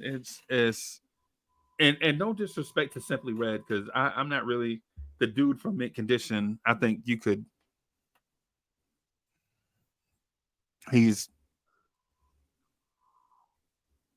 You know how they say when you can't say Stokely got it. Stokely got it. Yeah. Stokely. Yeah, I'm such a fan of Stokely in Mint Condition. Stokely. Yeah. Okay. And maybe that's because of the fact it was a soundtrack to my formidable preteen years. Pretty Brown Eyes was absolutely the song that captivated my. It was like the soundtrack to my life at that point. Trying to get a girl's attention because she was the finest thing you ever seen, and she'd be like, "No, I'm seeing somebody. I got a boyfriend." Mm-hmm. But then every time we're walking after school, there's no boyfriend in sight. Yeah. And it's like, wow, especially that part. And I keep seeing you out alone. Right. Man, I mean, we told like he knows my life, bro. I ain't gonna lie to you. If you listen, if you're getting dissed over the gooch, if the girl would rather date the invisible bully as opposed And something's going on. You know what I'm saying? I'm like, Stokely, come on, bro. Now, but I'm begging that girl to quit breaking my heart. but the thing is, I'm saying about Mint Condition. I think Mint Condition is an excellent band, right? I think they're an excellent band, bro. I Yeah. just only if they had Raphael from Tony, I think they're still putting out great music right now. Speaking of which, I'm actually excited about the fact that they've reunited. Tony is back again. Yep. But bump. Tony is back again. Feels good, right? Yeah, it feels so good. I'm excited. I can't wait to see any live performance footage because Mo hit me up. Mo told me that they were in Charlotte the Thursday before last. She was like, "You want to go?" I was like, what? Man, my side is killing me." They were in Charlotte. I think they were in either Charlotte or Columbia. I mean, they may have been in Fayetteville. Somewhere they were somewhere that is like a short car drive for us. They were like, might have been it couldn't have been Columbia. Fayetteville. I as much as my ears was to the street trying to find out, because again, when I found out about it, we talking about maybe last week when I saw the post about them reuniting. Yeah. So, I think last week they were in Atlanta. I think something like that. Yeah. Yeah, somewhere. But yeah, the Mint Condition thing to me is perplexing, and that the music was great, the lyrics were great. It's the lead singer. He was alright. Lead singer. He is more like, to me, he's like a, dare I say, a ham sandwich. And I know that seems mad disrespectful, and I don't mean it to be. I'm just thinking, man. Bro. He called Stokely and Quentin Grimes on Ride. No. Yes, with poppy seeds on it. Oh no. Yeah. Now, at least let him be on a Kaiser roll or something. No, Kaiser roll's expensive, bro. Hell no. Hell no. Oh, pumpernickel bread. No, not Stokely. Yeah, man. I mean, for instance, I think if you take the second singer out of Troop and put him in that band, I think that group is potentially top 10 all time now. You know what I'm saying? And no disrespect to Stokely, because they created a vibe, bro. They created this thing called and I'm giving them credit, right, for enhancing backpack R&B is what I call it. Like when the nerds take over R&B, and Boyz II Men is in that lane too, right? That lane of you know what I'm saying, the nerd choir boys at school type of R&B group. Like not the doo-wop dudes from the corner, not the street dudes, not the Jodeci's or anything like that. And Jodeci ain't that either, because the Haley brothers are backpack, and the whatever Dalvin and whatever. Yeah. So Bishop I'll the get Great. yeah. That's right. I'll give Mint Condition their credit for being the backpack R&B at a time where R&B was literally about to go off the rails. You remember Bobby Brown had the album Bobby? Back to the book Brown. Yeah, and I swear every time we saw Bobby Brown in person, the lyrics to the songs would change. Bobby Brown was so drunk, bro. We saw Bobby Brown. Bobby Brown was so drunk one time we saw him, bro. that dude was like, "Get up off your back, do some jumping jacks. Ain't nobody laying around." And you like, what? What did he say? What did you, Bobby? What the fuck, Bobby? What did you just say? And I mean, and singing it with passion. Every time you see Bobby singing the wrong lyrics. You like, Bobby, like, cool it now. You're like, Bob, what, Like, we're in a different set, sir. Yo, this dude need a chaperone. Bobby Brown needed a chaperone, bro. Yo, oh my God, bro. Oh my God. Yeah, we saw that dude. We saw that dude at this thing called the Budweiser Superfest. This is back when Budweiser used to have the biggest tour in the United States, the Budweiser Superfest. And this dude is out here singing the wrong lyrics. and BBD the upgrade from venues, right? Yeah. Yes, and BBD, and this is the thing. I think people thought that New Edition and everybody had beef with each other, but they didn't. They only had beef about the stage. Them dudes, in terms of everything else, them dudes was brothers, bro. You know what I'm saying? But anyways, I think Mint Condition probably saved R&B from going completely off the rails, because even at the time of Mint Condition, R. Kelly had a song out called Bump and Grind. You remember I Don't See Nothing Wrong with a Little Bump and Grind? Yeah.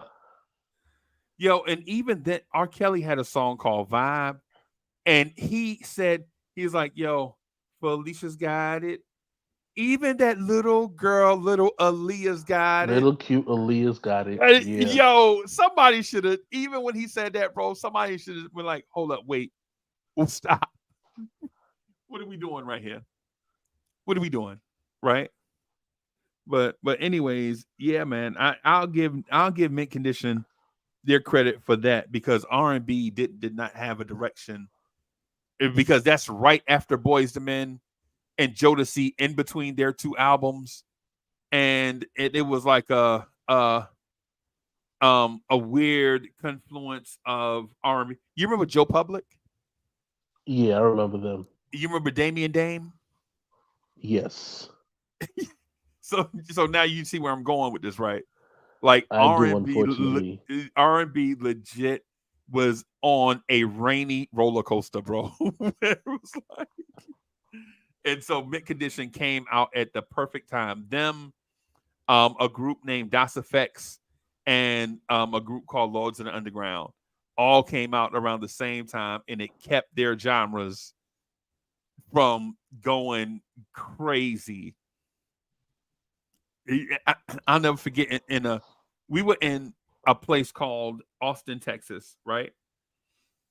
And yeah, we were in a hip hop club, and all the DJ could play, all the new music was like Doodoo Brown, Doodoo Brown, Doodoo Brown, or Creep with Me as I walk through the hood, Maniac, just a black coming. You know what I'm saying? So everything was in that lane, right? And the dude was like, he just snatched off the record. He was like, everybody looking. And I'll never forget, he looks in the crowd, ain't nobody dancing, everybody just bobbing their head. He snatches off the record. And everybody, yo, what's going on? They raise the house lights up, and the bartenders, the waitresses are scuffling through the crowd with all these drinks, you know what I'm saying, and all type of stuff. And he was like, yo, and he put on this record that had just came out called Jump Around by House of Pain, right? And when he played Jump Around by House of Pain, bro, he had to play that song like 3 straight times back to back. People would say, more of House of Pain, bro. That's the same era as what's the name coming out? Right? Pretty Brown Eyes? Yeah. It's And crazy, so though, because initially I was gonna say that didn't they come out at the same time as Silk and Shy, but no, that was maybe a year or two earlier. Silk, Yeah, Silk and Silk Shy. and Shy came out the year after that.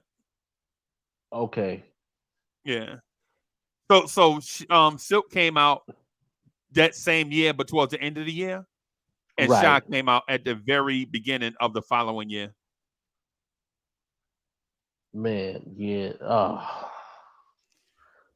But what I was gonna say is when the horns from Jump Around came on, and you people like, you know how you doing that weird, like you should be. It should be a mosh pit song. So yeah, so certain songs was so different that oh, okay, let me say this to Ron real quick. Ron, you know how when if somebody has a hit on the radio, the next 65 or 70 acts are gonna try to copycat that song. Yeah, y'all feel me? Like y'all remember when Boys the Men came out and Boys the Men hit like a comet, and then all of a sudden, you got everybody coming out like next thing you know, you got Spanish bands like Color Me Bad coming out, and then you got um All for One coming out. You got all these different dudes coming out trying to do the same thing.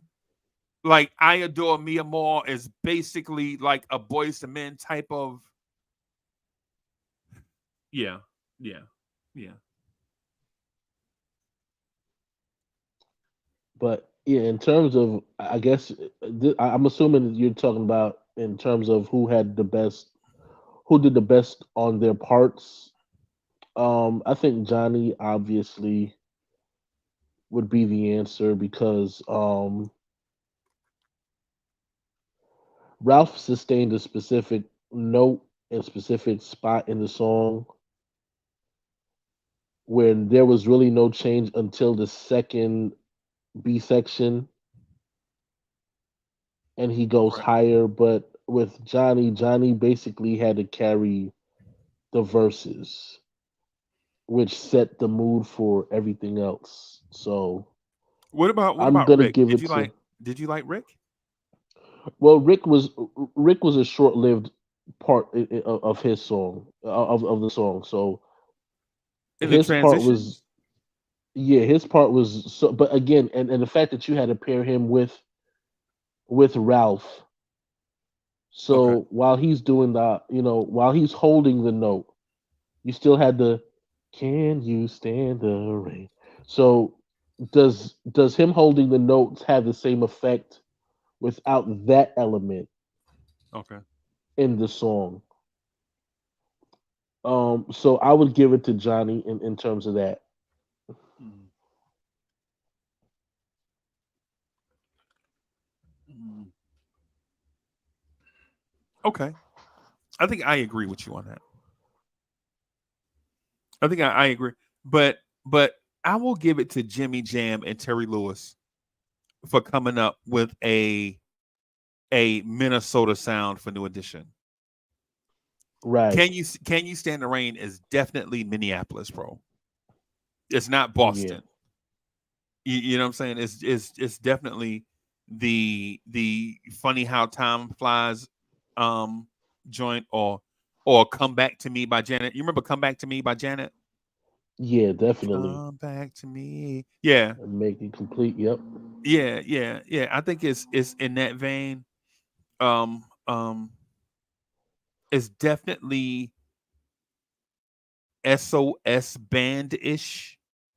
You know what I'm saying? Like when you listen to the I ain't even gonna lie to you, bro. When you listen to New Edition and Janet, right? You're like, oh my God, these things are so original. But then when you listen to a SOS band album, you're like, Jam and Lewis had a formula and they just put people through the machine, right? They Right. just ran them through the factory of everybody is gonna sound like when you hear If You Were Here Tonight by Alexander O'Neal, right? When you listen to that, you can easily say, hey, this song is probably their greatest sonic production. That and um what's the joint? Making Love in the Rain with Lisa Keith and Janet Jackson. Right? Okay. Sonically, you're hearing, oh yeah, Making Love in it's this joint by her. Right? When Right. you hear it, like when you hear Alexander O'Neal's If You Were Here Tonight, you're like, okay, this song sonically is maybe the greatest song they've ever done. Right? But then as years go by, like as you understand what was happening, you're like, I wonder if what would happen if Johnny Gill sang that song. If You Were Here, or Sunshine. Far to go, I can go. What is without my sunshine? What happens if Johnny Gill sings that song? You know what I'm saying? So while Can You Stand the Rain is indeed a masterpiece, it is a masterpiece from a template in my mind. Because I think the greatest song that they done in terms of singing wise is that song. In my mind, when you hear the Boys the Men and Coming Home off the album of the last, bro, I'm like, yo, you know what? I don't think you can get any better than this with with um with this group of guys.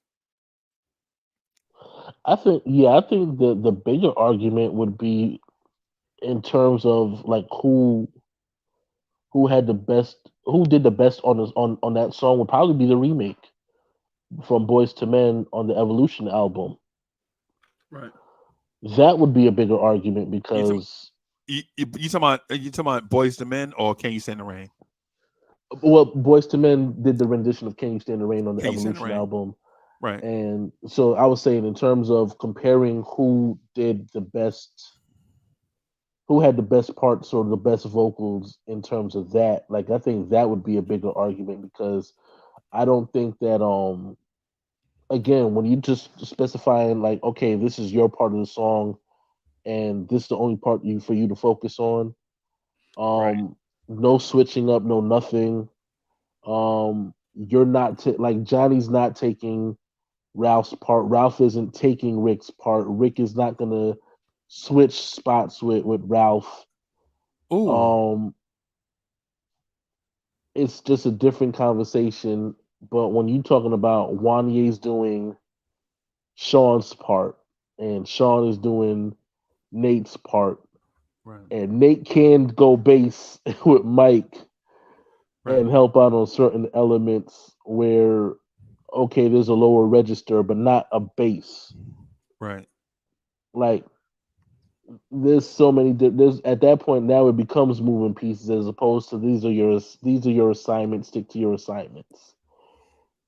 And so the element of that argument or that conversation is different rather than okay, Johnny carries the first verse, second verse leads. Right. Then on the B sec we'll have Ralph. Then on the transition we'll have Rick, and then we'll have Ralph fill in on the transition with Rick together. Okay. Okay. Um, I need some clarity on that. But based on what you're saying, not because you didn't describe it well, is because I think when you cooked it up to a point that a non-singer couldn't follow. Like I'm not a singer, so I Right. can't follow. So let me ask this just to help me get through it. Can I use the rendition from the New Edition movie and compare all three of those? Yeah, sure. Because if when we're talking about pure singing, like what it sounded like, I think Boys to Men was better. I think New Edition did a better job with the song. Right. Right. Because I think Boys and Men overdid it. Like they like your aunties and them that can sing a simple song, and next thing you know, like people wigs is cocked to the side, and you know what I'm saying, and 2 people, 3 people are fighting for the microphone. You know what I'm saying?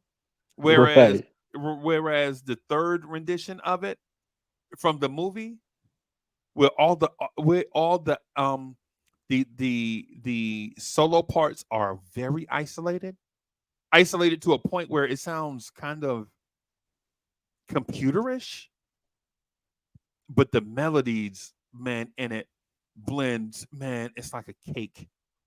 You know what I'm saying? I think I prefer and listen, I went through stages, right? Because I used to like the Boys and Men version better for a long time, right? But now that I sit down and compare all 3, I think I like the movie version, right? And to be in second place, I still like the original better. Because the original, I always envision the video that accompanied it and not just the audio. Right. And I know that And that has makes nothing to do with sense. singing. No, but sometimes that helps. The visuals absolutely can help to sell the song and enhance and oddly enough enhance the sound of the song. Right. Right. So Right. So do you think Boyz II Men is a better singing group than New Edition? hmm.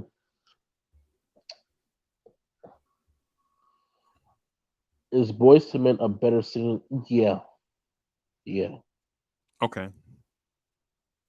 That's where I struggle, right? Because my struggle is not is Boyz II Men supremely talented. I think Boyz II Men is extremely talented.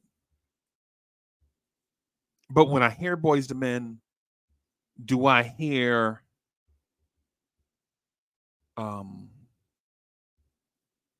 and I know it's gonna sound weird because it's counter to Boyz II Men, right? But when I hear Boyz II Men, I don't hear um four guys growing up as friends singing in a group anymore, right? And when I hear New Edition, I don't hear upper level vocals from more than one guy. I think Ralph is supremely talented. I think Johnny is top 10 vocalist of all time, right? The other 3 guys are you can find anybody to do what they do in terms of singing, right? But Boys and Men, you have 3 dudes that might be top 50 or top 50 R&B singers of all time. 3 dudes in the same group, right? But when you hear Right. them, do you hear what they're projecting? You feel me? Not always. Yeah. When I hear them, when I hear Boys and Men, and I know it's gonna sound disrespectful, it's not what I'm shooting for though. I'm only using this as an example. When I hear them, I hear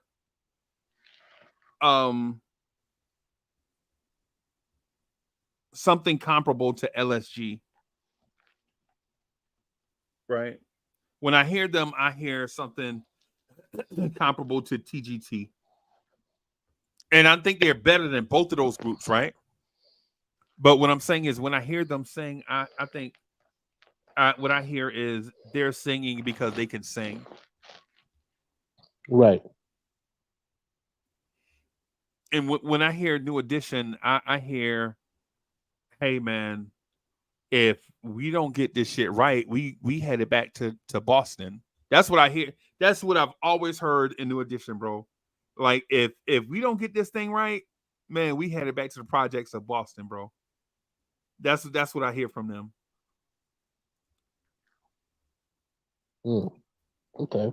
Right. And so that's the difference between, like, if you ask me who do I feel more? Do I feel this group called Riff, or do I feel Boys the Men? And I think I feel Riff. And Ron, you remember that group? You remember that group Riff, right?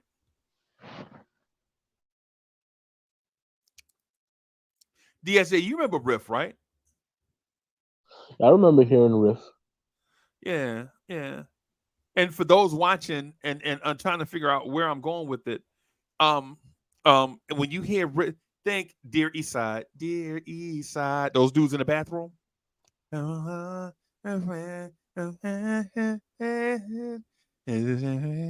of that, that's Riff, right? When I hear Boys to Men, I think champagne, caviar, and bubble baths. When I hear Boys to Men, I think I don't know. You know.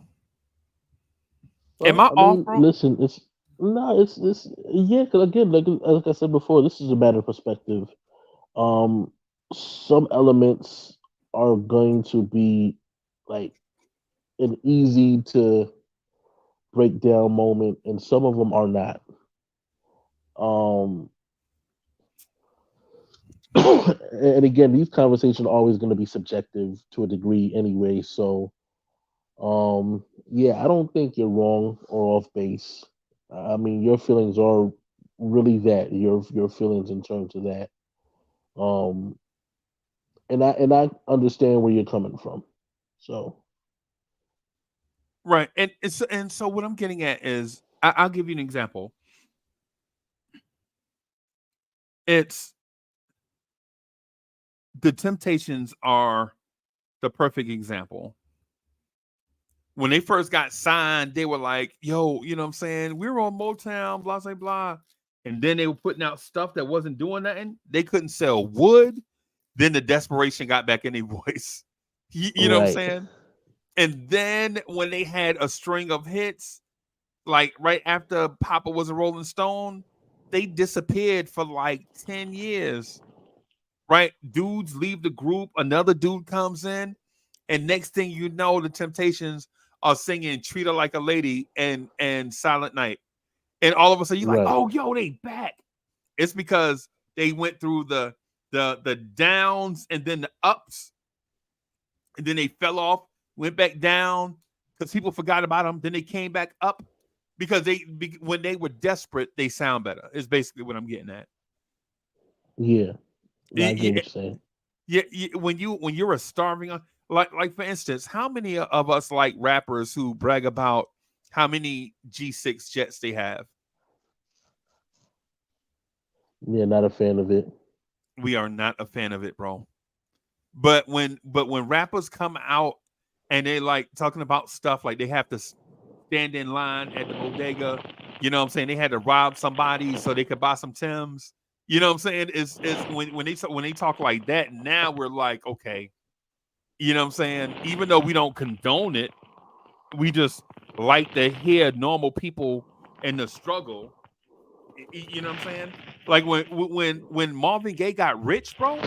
When Marvin Gaye got rich, he fell way off, bro. You notice that? Yeah, unfortunately. Marvin, man, after what's going on in Trouble Man, the Trouble Man soundtrack, bro. Those might be two.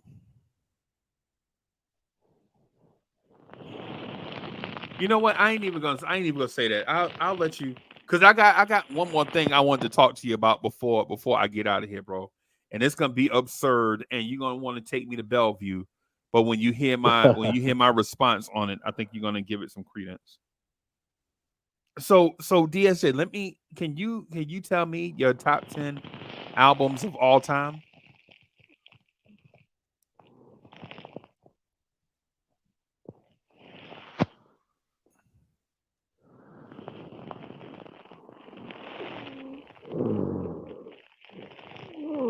Yeah.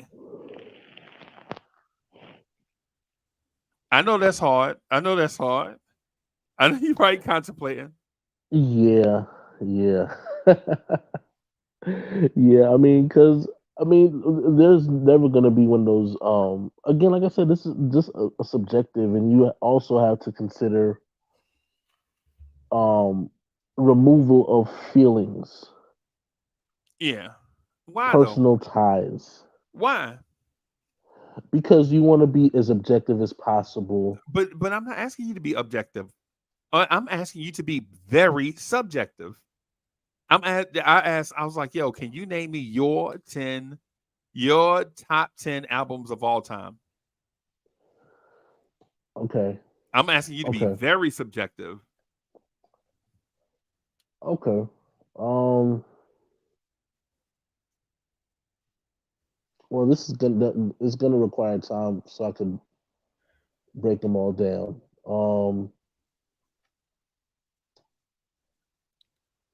In no particular order. Okay. Joe's "All That I Am" album. Wow. Wow.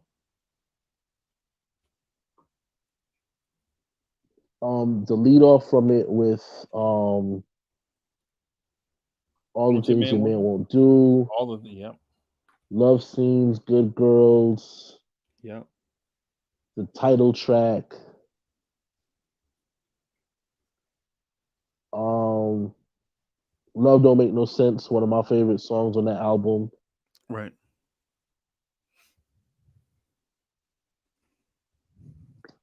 And I think it's just one of I think it's the perfect R&B song, perfect R&B album.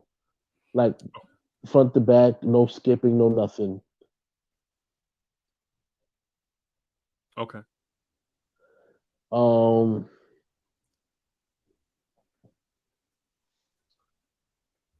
Brian McKnight's debut album. It's called Brian McKnight, right? Yeah. Okay.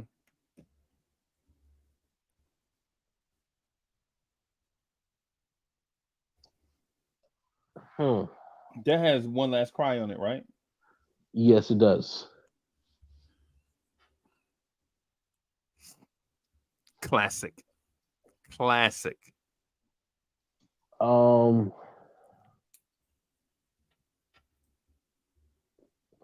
Now it's gonna be a bit unfair because I have two Marvin Gaye albums.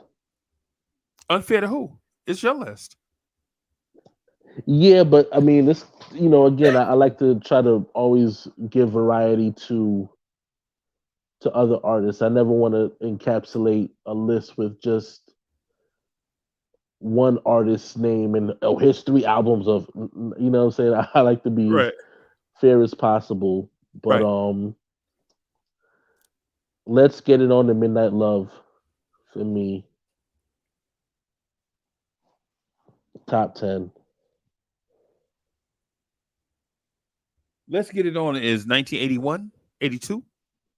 No, that's Midnight Love. Midnight Love is 80. That's the one with Sexual Healing on it. Right. And the one and Let's Get It On is 78. No, 80. Probably about seven. Yeah, between 78 and 80. Yeah, 78. He had an album. It was trash. I think it might have been his worst album. Right. And Well, then I think the one with Let's Get It On is Midnight Love is 83, right? right. Okay. Okay. Wow. No Trouble, man. Okay. Yeah, I have a hard time with that one. Not putting it on the list, right? Because I think that one is more about the mood, like whatever mood, what I'm saying, as far as trying to conceptually go somewhere. Right. And these are about the music. These are just the music itself, yeah. Okay. Okay. No, Let's Get It On. That's interesting. I mean, not Let's Get It On, but what's going on? Well, again, I think that's like more politically based. It's a message. I get it. I get what you said. Those are more like soundtracks, even though one is not a soundtrack and one of them is. Right. Yeah.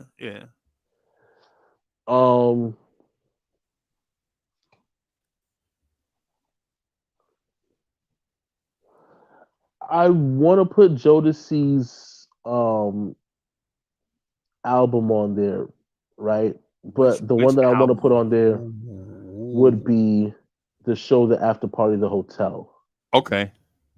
Because as much as I enjoy the first two, the debut, Forever My Lady, and Diary of a Mad Band, I only can enjoy but so much of it before I end up doing a lot of skipping. Yeah, and the thing about those is one is so Al B. Shore influenced, so Uptown NBA, so Uptown MCA influenced that you don't know where Al B. Shore ends, Andre Harrell starts, and Jodeci picks up. You know what I'm saying? Yes. It's like Boyz II Men's first album. It's so Motown that you don't know where Motown stops and Boyz II Men starts. Right. No disrespect to Boyz II Men or Boyz II Men fans, but that first album is so New Edition, Motown influenced that you don't know if that's really Boyz II Men or not. Exactly. The only thing that they didn't really have on there is breakdown and rap parts. And then at the same time, that album also was in direct competition with Michael Bivins' album, Belle Biv DeVoe. What's the name? What's the name of the album? The name of the album is Poison, and the name of the remix album is BBD Boot City. I think is what they call it, the remix album. Right. Yeah. Okay, so how many do I have right now? 5. Okay.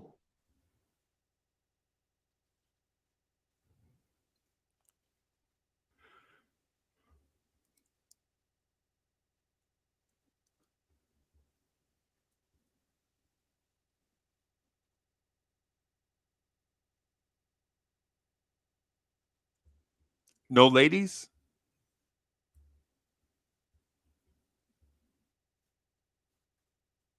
Okay.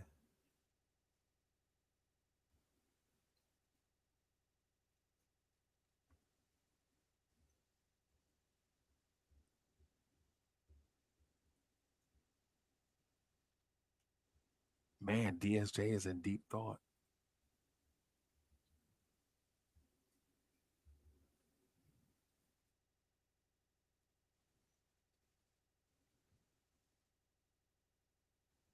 Oh, I'm with you, Ron. I'm with you on a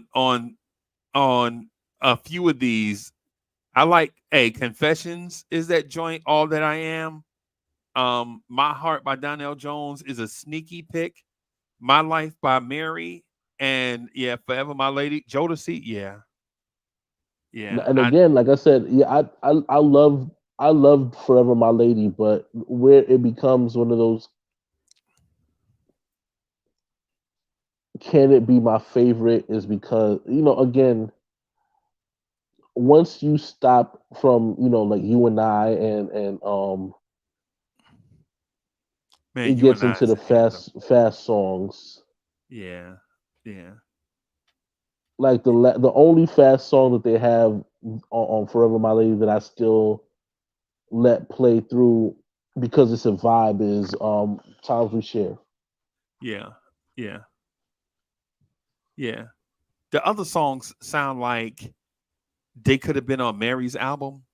Yeah. You get that vibe? Like that Uptown vibe. It was like those songs could have either been Christopher Williams, Mary J. Blige, or Jodeci at that time. You know what I'm saying? Absolutely. But the album was a great album, though. It's a great album still. So right. I'm not knocking it. It's a great album, right? Absolutely. Yeah, so that's what I'm saying. Like it's very hard to um it's very hard not to list them, but because there's elements that I have to consider. Right. Can I throw you a lifeline on one? Make a suggestion? Yeah, sure. It's a very slept on album. Keith Sweat's first album. The Teddy Riley Um, album.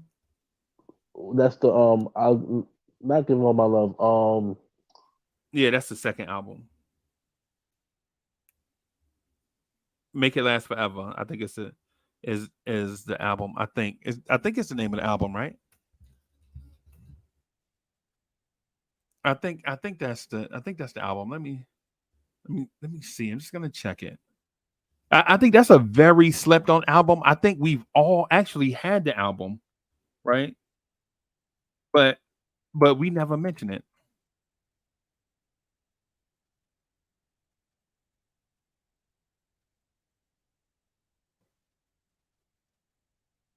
Yeah, Make It Last Forever, 1987.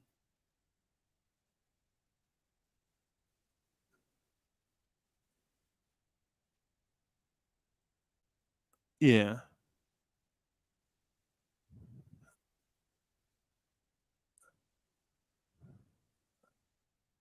Okay. You got any more, or you need some time to think about them?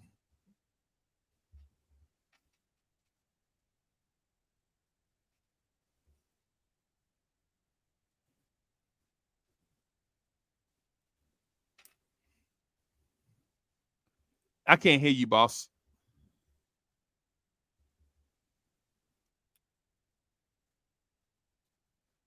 I think DSJ might be having some mic issues. Is this any better? Hello? Yeah.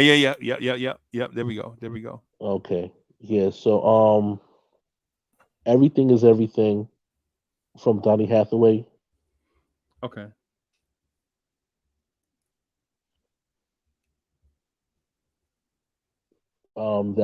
That's another one of my favorites. And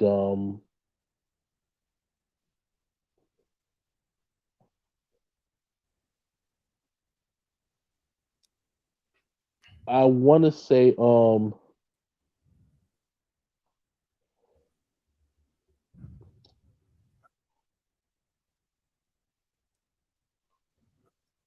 there's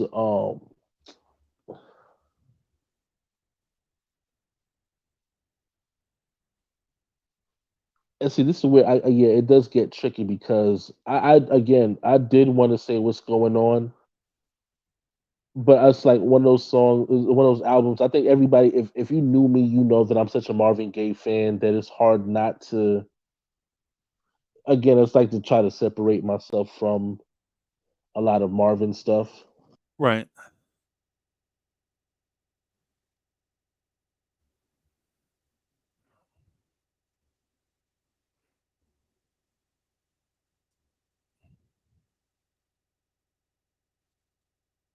Okay.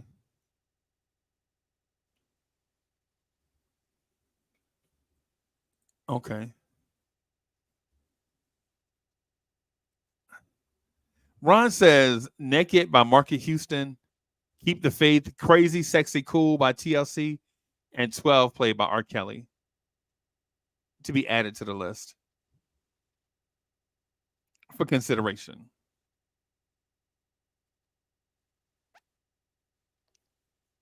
Um, okay. Yeah. I like all of those. I like all of those. The one I probably like best is um 12 Play and Marcus Houston. I like Faith's album too, and I like Crazy Sexy Cool.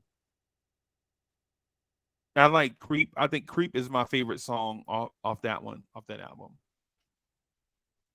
Even though Waterfalls is on there, I think. Yeah, with Waterfall's definitely on that one. Yeah, yeah. Also, I gotta say too, like even with Tony's House Sons of Soul album. Now You I like might not Sons of have Soul? not as yeah, like I like that one. Um Again, but see again, I think it's like sometimes the songs can be more impactful than the entirety of an album. Right. But it's like you can't help but to keep going back to it. Taking my time from After Seven, I think is a complete album as well. Right. Um, What about Thriller? yeah, see what I mean? Like, for me, I'll be honest, I was stuck so much in the R&B lane that I never considered anything outside of it. You know what I mean? So Like, Thriller is pop then. that's more like a pop album, right? Okay. Okay. Okay. All right. Okay. That's interesting, bro. This list is too hard to do. Can I Very. pause? Can I pause on this and just say this ridiculous thing in this last few minutes that I got? Yeah, sure. I mean, if anything, I'd love to hear.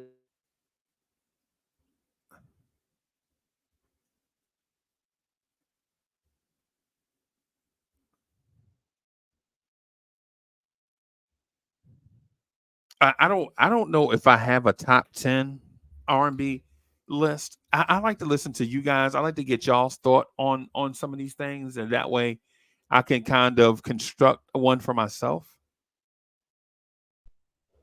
Yeah, and even for me, like it's like it varies, right? Because some of it is really about setting the mood to entertain somebody. Right, And another aspect of it is just vibing to it for myself right, right, right, because again like I said there's like so that like I can do 10 of each where I'm just talking about for myself. I'm just vibing, I'm cooling.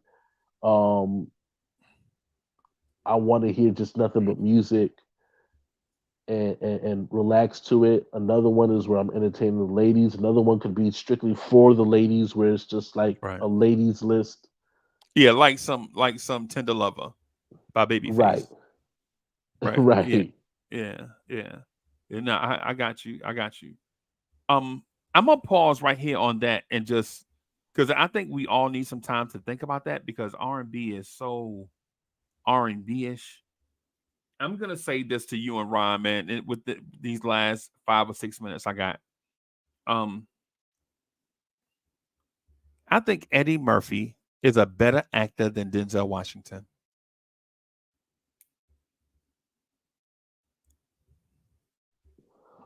um I think I enjoy Eddie Murphy movies more than I enjoy Denzel movies.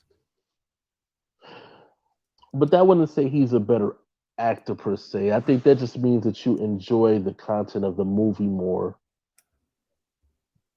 I would because I could sit here and say Eddie Murphy Eddie Murphy had some straight duds, and I think he had more duds at a specific time than he had hits.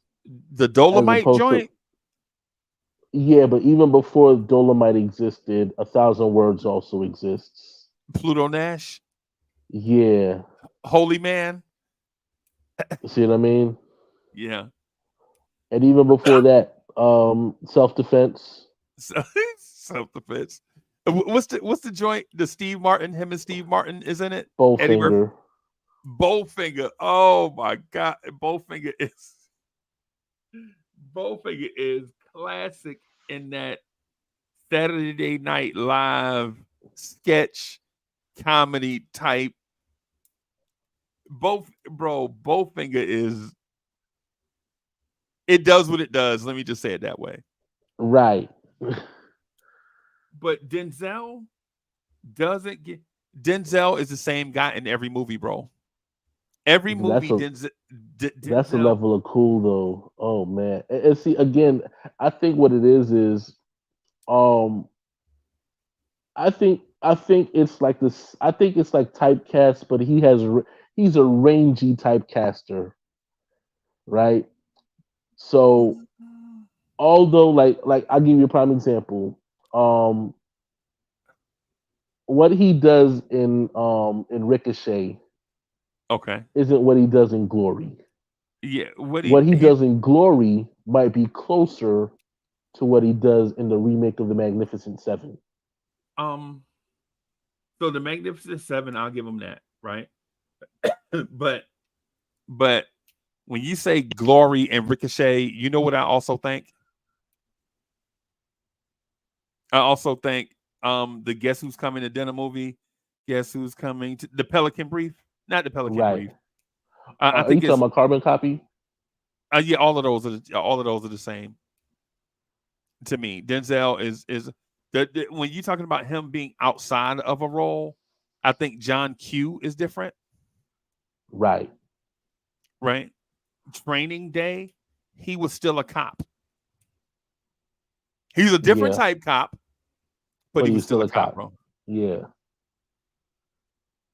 Like You know, he might have been the one that played ball with Odessa and Ricochet.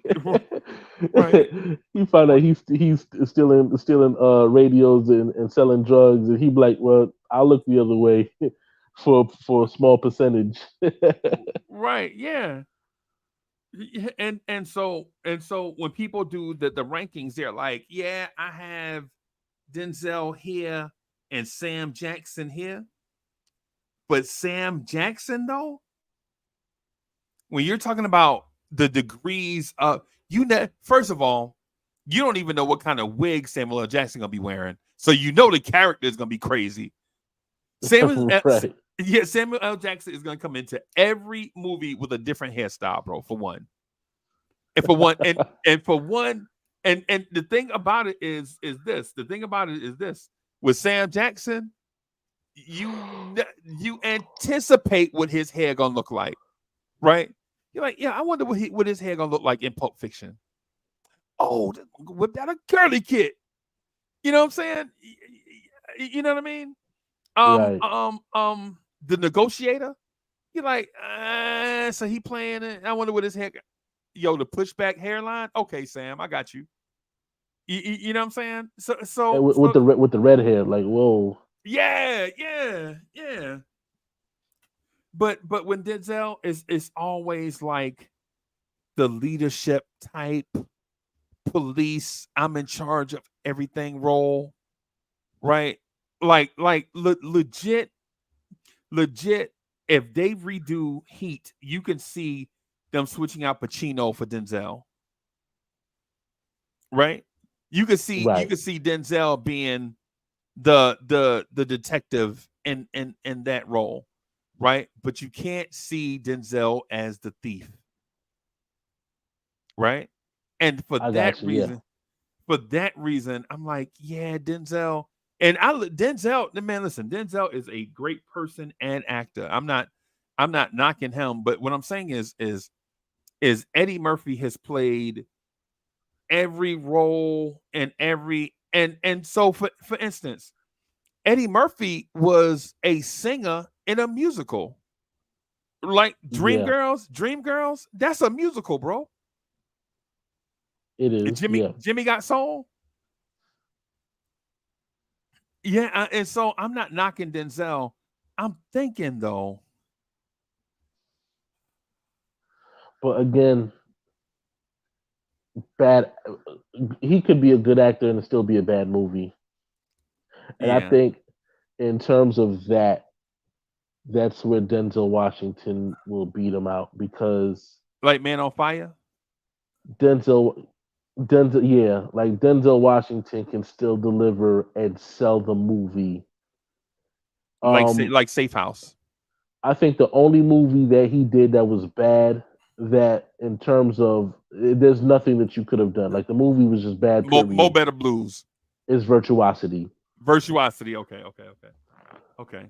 Yeah, the technology wasn't ready. I think if they redo Virtuosity right now, it'll be a smash. I don't think technology was ready for it, bro. Because But I'm sorry. but you want to know the argument for that though? At that same time, around the same time that they did Virtuosity, they did another virtual reality thriller called The Lawnmower Man, which was Yeah, I remember that. 12 times better Yeah, than Virtuosity.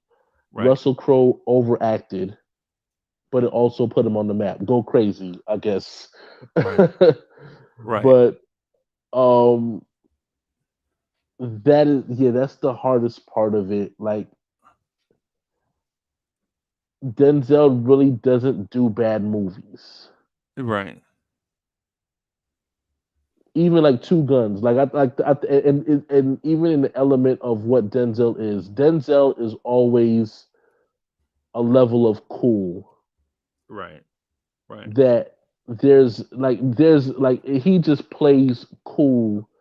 And the only movie that again that he has under his belt that he's not cool Right. is probably like Fences.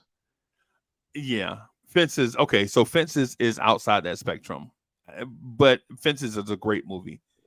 You know Right. what I'm saying? So yeah, I agree. But then there are movies like Safe House where there are great parts to it, but you don't know if it's a great movie. There are some It's exceptional a, it's a parts. it's a good yeah, it's a good movie with a lot of great moments. Yeah. Right, right, right, right. Look, like I like Book of Eli. Yeah. So he's got great movies, bro. And the thing I don't get to is with Denzel is there aren't many moments where he's on the screen with an actor that may be better than him. Like you remember? Have you seen Philadelphia, Of course. bro? Bro, at Denzel, listen, man. When you on the screen with Tom Hanks, bro, Tom Hanks is a comedian actor, right? Like Tom Hanks is like the comedian that morphed into the actor over time, right? I still remember Tom Hanks from Bosom Buddies. Bosom buddies. Yeah, yeah. Yeah, Tom Hanks is that dude, and Tom Hanks, to his credit, he also has duds, bro. If you're an actor long enough, you're gonna have duds, bro. Maybe the timing is just not gonna be right. Right. You know what I'm saying? I mean, if you ask me, if you ask me who's better, Tom Hanks or Denzel, oh, I don't know. See, and that's where things get dicey because I can say I prefer Eddie Murphy over Denzel, but then I can't say I prefer Eddie Murphy over Tom Hanks. Now Right. you see where the conundrum comes in at. Right. Yeah. And then I think there's also an element of does Tom Hanks also play the same type of roles himself? Yes, And then you see that there might be little changes here and there nuances. overall. Right. But like Pep Strebeck is still like he's still in Castaway. Right, right. He's also still in the Burbs Yes, and in the the Money Burbs is Pit. hilarious. Yeah, Yeah. yeah. So and so there's so many elements to Tom Hanks movies that is overall Tom Hanks. Like there's like Right. okay, this is always going to be in Tom Hanks movies. I think where you just start to see things differ is like the Forrest Gumps. Yeah. But how many Forrest Gumps exist in Tom Hanks's Uh, filmography? not many. Not many, and it's because Hollywood doesn't put out a lot. See, if there were a lot of Forrest Gumps out there and Tom Hanks just didn't do them, I would agree with you. But when you look at there not being many Forrest Gumps, period, you know what I'm saying? Now you're like, okay, that's why there aren't many Forrest Gumps in his thing. It's because there aren't many Forrest Gumps out there. But Denzel, how many cops, how many detectives can Denzel play, bro? Right? Oh, he still got a few more in his range. He yeah, got he to play a got. singing detective. It's like Morgan Freeman being the president, bro. Morgan Freeman, how many more presidents can you play? Bro, Morgan Freeman plays like, and Morgan Freeman is an exceptional athlete too. I mean, actor also, right? But Morgan Freeman, how many distinguished gentlemen can you play, bro? You know what I'm saying? Right. Outside of the Shawshank Redemption, right? What else do you remember Morgan Freeman not being the distinguished gentleman? Yeah, that's a good question. Bro, always, man.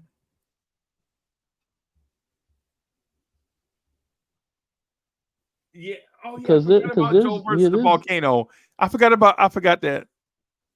I forgot about that and Bachelor Party. Yeah, I forgot. My bad. But see, I like those movies. But again, I tell you what movie. Morgan Freeman wasn't a distinguished individual though, and that's Street Smart. Okay. I don't I don't remember know if that you've one ever seen right that away. movie with him and Christopher Reeve. Christopher No. Reeve played a reporter that was following Morgan Freeman, who played a pimp. I heard about the movie. I just never saw it. That movie Yeah, came out I've in with seen it. 82, right?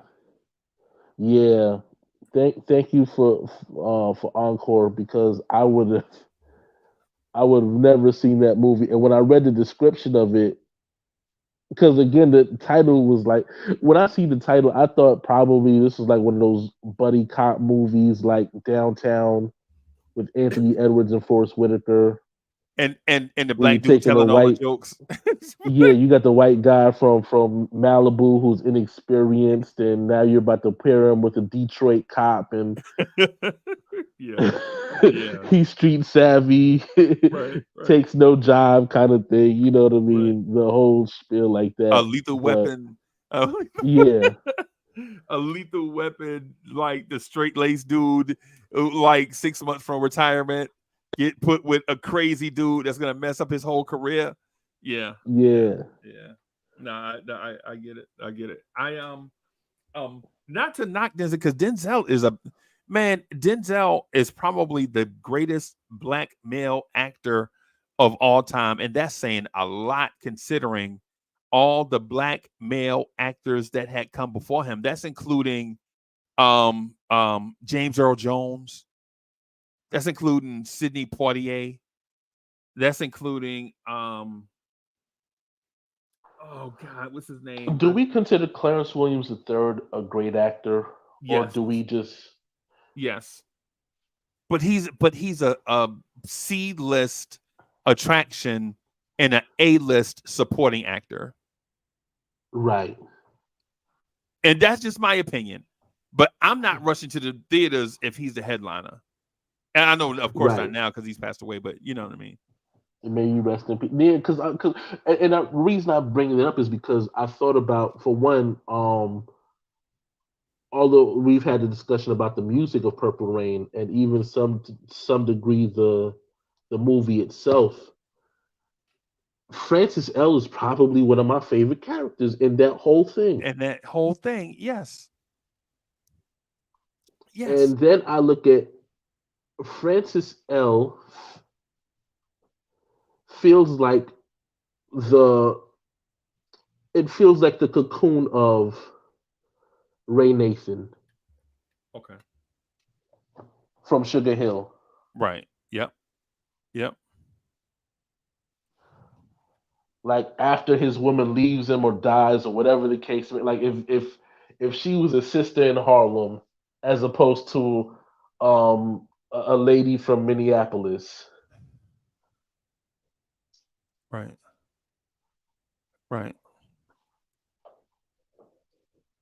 Okay. And again, even his villainy in in Hoodlum. Yeah. And the lines he delivered. Nothing was colder than when Bumpy Johnson asked Bub, "How do you sleep at night?" Right. And his response was, how do you know I even sleep?" Ice cold. I Ice was like, cold. wow. I felt that line. I Right. was like, man, So you felt the writing or the delivery? the delivery. Yeah, amen, brother. The Because delivery. Because the writing could have been, he could have said anything else. But with that steely, that cold, just, yeah, that's a gangster. how do you like Michael Wright and Lawrence Fishburne? Um, Is Lawrence Fishburne a better actor than Michael Wright? yes. Now in terms of doing accents, Yeah. I'm sorry, I gotta pick on Higher Learning just a little bit. Oh my god. Maybe the Mr. Williams it ain't what I need to hear from Lawrence Fishburne going forward. But again, I think about the Apocalypse Now, Okay. to the Deep Covers, Right. to even the Bad Company. What about The Color Purple? Yeah, I forgot he was in it. But see, again, his role was such a small It's role so, in it's so it. From what tiny. I All was, he doing is chasing the car. Would chase the car. yeah, The lady trying to learn how to drive, trying to drive stick. Yeah, I mean, and with Michael Wright, aka Eddie Kane, yes, also aka I can't remember what his name was in The Principal. I know it was something Duncan or Duncan something. yeah, yeah. He was also But in Vantage Point. see, I don't even remember that. Yeah, he was in Vantage Point, man. He did his thing in Vantage Point, bro. Yeah, that Now, Vantage now I Point. gotta run it back because I remember. I know Forrest Whitaker was in that one. Yep. A lot of Um, people were in it, bro. A lot of people were in it. yeah. That should have been a series. Oh man, that would have been perfect. Yeah. I think yeah, that's something that I think yeah, they definitely need to spin the block back on that one if they can, because I think that was those political thrillers at that time, Yeah. like they were well done. Very, very well done. Even and I know to some degree I kind of laugh at it because it's like a poor attempt of making Keenan Ivory Wayans an action hero in Most Wanted. The story was good. Yeah. But Keenan Ivory Wayans has the look of the dude. Like, I could legit see Keenan Ivory Wayans doing all them roles Samuel L. Jackson was doing. Right. You know what I'm saying? They look, they stand similar stature. You know what I'm saying? Yeah, but I think Keenan but I Ivory. can't see. Yeah, I can't see Samuel Jackson though being Jerry Curl. Yeah, I can see it. I can see it. I can see it. One thing I do. I give Keenan Ivory Wayans a lot of credit in terms of his comedic timing. Yeah. Because oh man, I Hollywood Shuffle is honestly one of my favorite satire movies. Winky dinky dog. And there's to me, I laugh every time Jerry Curl comes on screen. I'm still laughing. Yes. When he talks about how he went to the hair store to get some product and some glycerin, and by the time he sits there and breaks him down, and I try to do the slip and fall, but he turned it into a dead smooth, and his hair is dry. Yeah. Yeah, bro. Oh God. Yeah, yeah, yeah, yeah. No, I could. No, I could. Hey, I think they call that group the Big Five. The Big Five. I think it's Eddie Murphy, Arsenio, Keenan Ivory Wayans, Robert Townsend, and one Paul Mooney. I think Yeah. they call that the Big Five. Like anytime somebody is getting together to do something major, they do it together. And, and, Yeah. and I know since Paul Mooney passed away, and I don't know if they're a Big Five now still, or a Big Four now, of course. I don't know if they're still that now. But man, you can see the New York comedic sensibilities in those movies, bro. Like some of that Absolutely. stuff is only New York comedy, bro. You know what I'm saying? Now when you add Detroit comedy like John Witherspoon and some others, you know what I'm saying? You get a certain thing, man. But man, Winky Dinky Dog, come on, bro. You can, Yeah. when dude is like, no man, you got to say it with meaning. Afros, you Yeah. gotta say it with meaning, yeah, bro. Oh gosh. Yeah, Oh man. yeah, man. You gotta Or be, even sneaking into the two homeboys in the theater doing the Siskel and Ebert thing. yeah, yeah. And my favorite line is, um, he crazy talking about make my day. Do 50 bullets in your make your day. I, Yeah. oh man, and I laughed because it was like the whole scene breakdown. Because even when the guy was explaining the whole thing, what kind of gun is that? And they're having a conversation about the gun. It's like, yeah, when he broke down how unbelievably crappy that was, Right, right, bro. and oh man, that's such a laugh a minute for It's a me. laugh. It's the laugh Olympics, bro. It's the laugh Olympics, man. I don't know. I don't know if I get that same vibe of comedy nowadays. Maybe Ari Spears, but Ari Spears is also from New York, right? Um, Yeah. I think the funniest dude that I've seen lately is a dude named Country Wayne.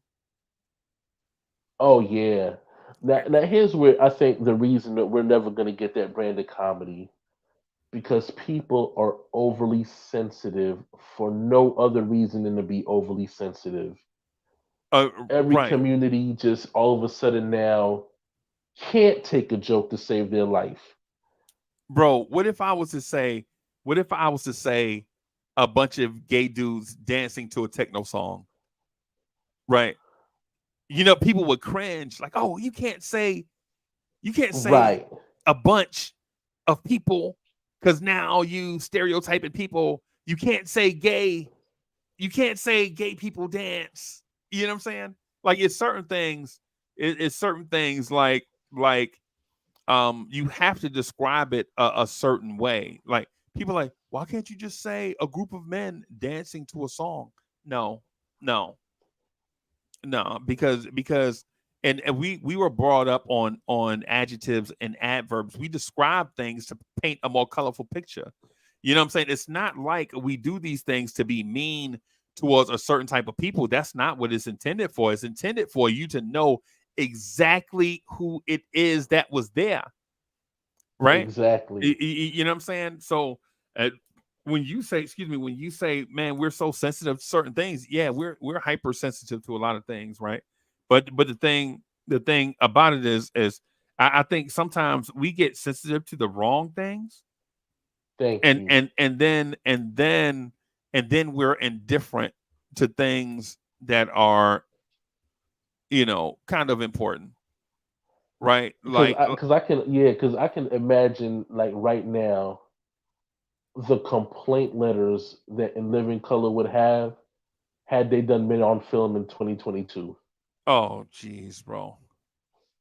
And it's funny, I was having this conversation with my brother, and I said Damon Wayans is one of the best comedians that will never get his flowers Right, because he would be cancel culture the moment he hits the stage. right, right. Right. As soon as he hit, yeah.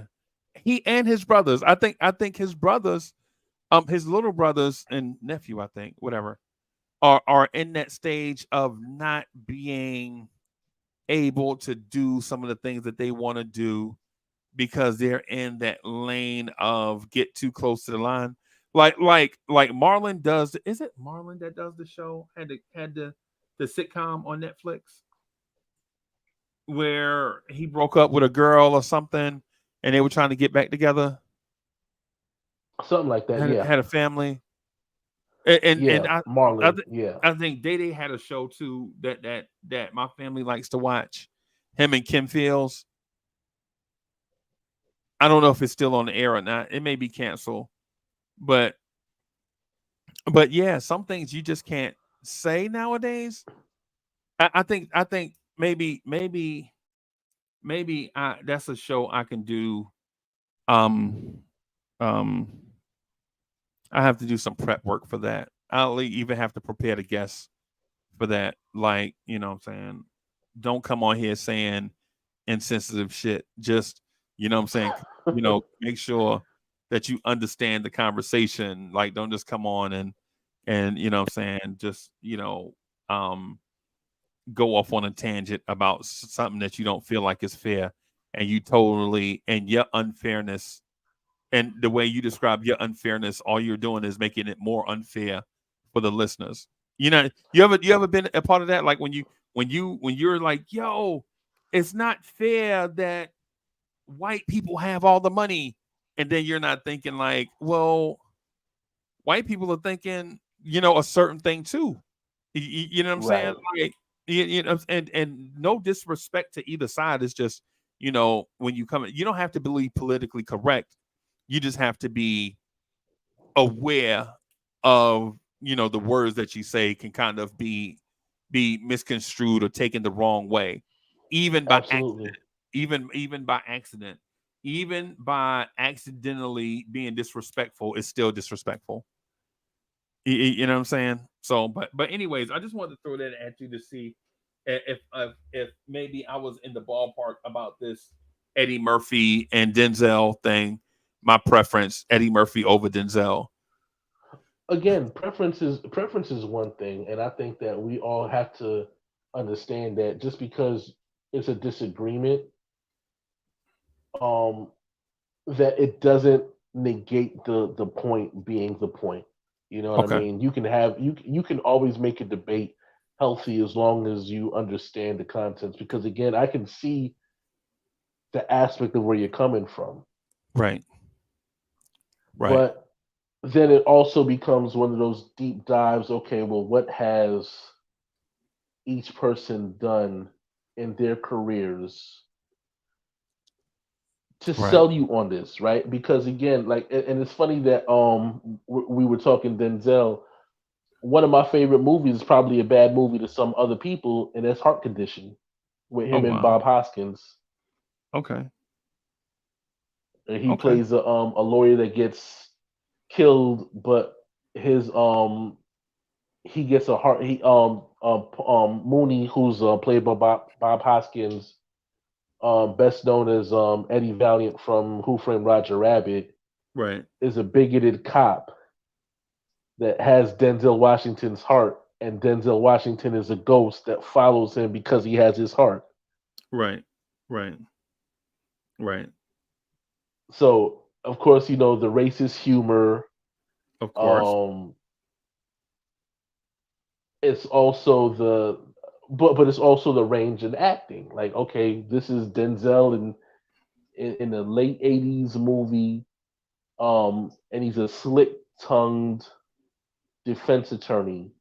Right. So you almost liken him to the same role as when he was playing the prosecutor in Philadelphia. In Philadelphia. Yeah. Yeah. Yeah, man. I mean, so on man, listen, you fooled my brain up with a lot of ideas and a lot of content that I'll probably use this week on vibes and stuff, man. Especially, so I want to do a joint on. I'm just gonna write them down. I want to do cancel culture, and I also want to do a show on the accidental disrespect. I also wanted. Do you remember earlier when we were talking about guys not having game and treating women any kind of way? Yeah. Oh God. Yeah, I want to. So Yeah. I want to do one on that. I don't know what to call it. So right now I'm going to call it no game disrespect. Right.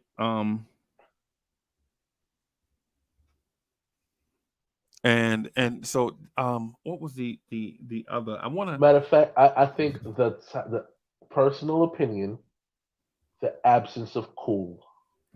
the absence of cool. Yeah, that's what we started the show on. The very first show that I invited y'all on was called The Absence of Cool.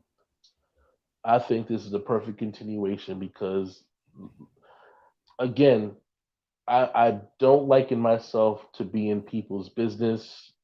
I don't liken myself to even be in people's conversations.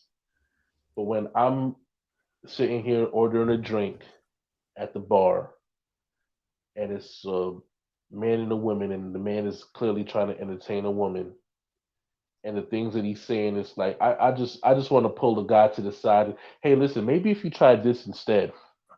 Yeah, maybe if you stop telling her at the bar that you want to screw her brains out. What's your name again? Yeah, that type conversation. Yeah. Yeah, like God, I never thought in my life That you hear somebody with that no game. being quiet would probably be a better, it would probably lead to better results than than anything that they're saying. Like I've never in my life thought I'd get to that point, but here we are. Right. Right. Um. So I also want to do. I also want to do a self improvement joint. Right. I'm gonna get some help on that. I think I'm gonna ask. I'm gonna ask. Tone Gully and Hector about the about self improvement stuff. Maybe ask get some help from a few other people, man. um um you know in terms of that. So even that right there, that's like a ton of shows. I'm probably gonna start back doing Lawrence Tears maybe Tuesday night. So we'll see. We'll see how things go. You got anything else, man, before we get out of here? No, just again, for one, thank you for allowing me to Reintroduce yourself. yeah. It was a great conversation. I'm grateful for all the opportunities to talk about things of this nature. Also grateful that you allowed me to present my talent on your platform. Oh man, And that's nothing. That's nothing, bro. It's my duty to do that. But maybe we can wrangle up the crew to get them involved in some of these conversations before training camp start. Because once training camp start, it's all about Tom Thibodeau's rotations and the Knicks front oh office being asleep at the wheel. RJ Barrett jump shot, Julius Randle attitude. yeah, yeah, Yeah. and Quentin Grimes. Will Oh will yeah. he ever add will he ever add cheese and condiments to the ham sandwich that he Well, always JJ Redick is working with him, so he's putting salt and pepper on it right now. But will he add any more seasonings? We'll see. Yeah. So we'll see. Thank y'all everybody for watching. On that note, man, we're gonna get out of here. We'll holler at y'all later, y'all. Peace.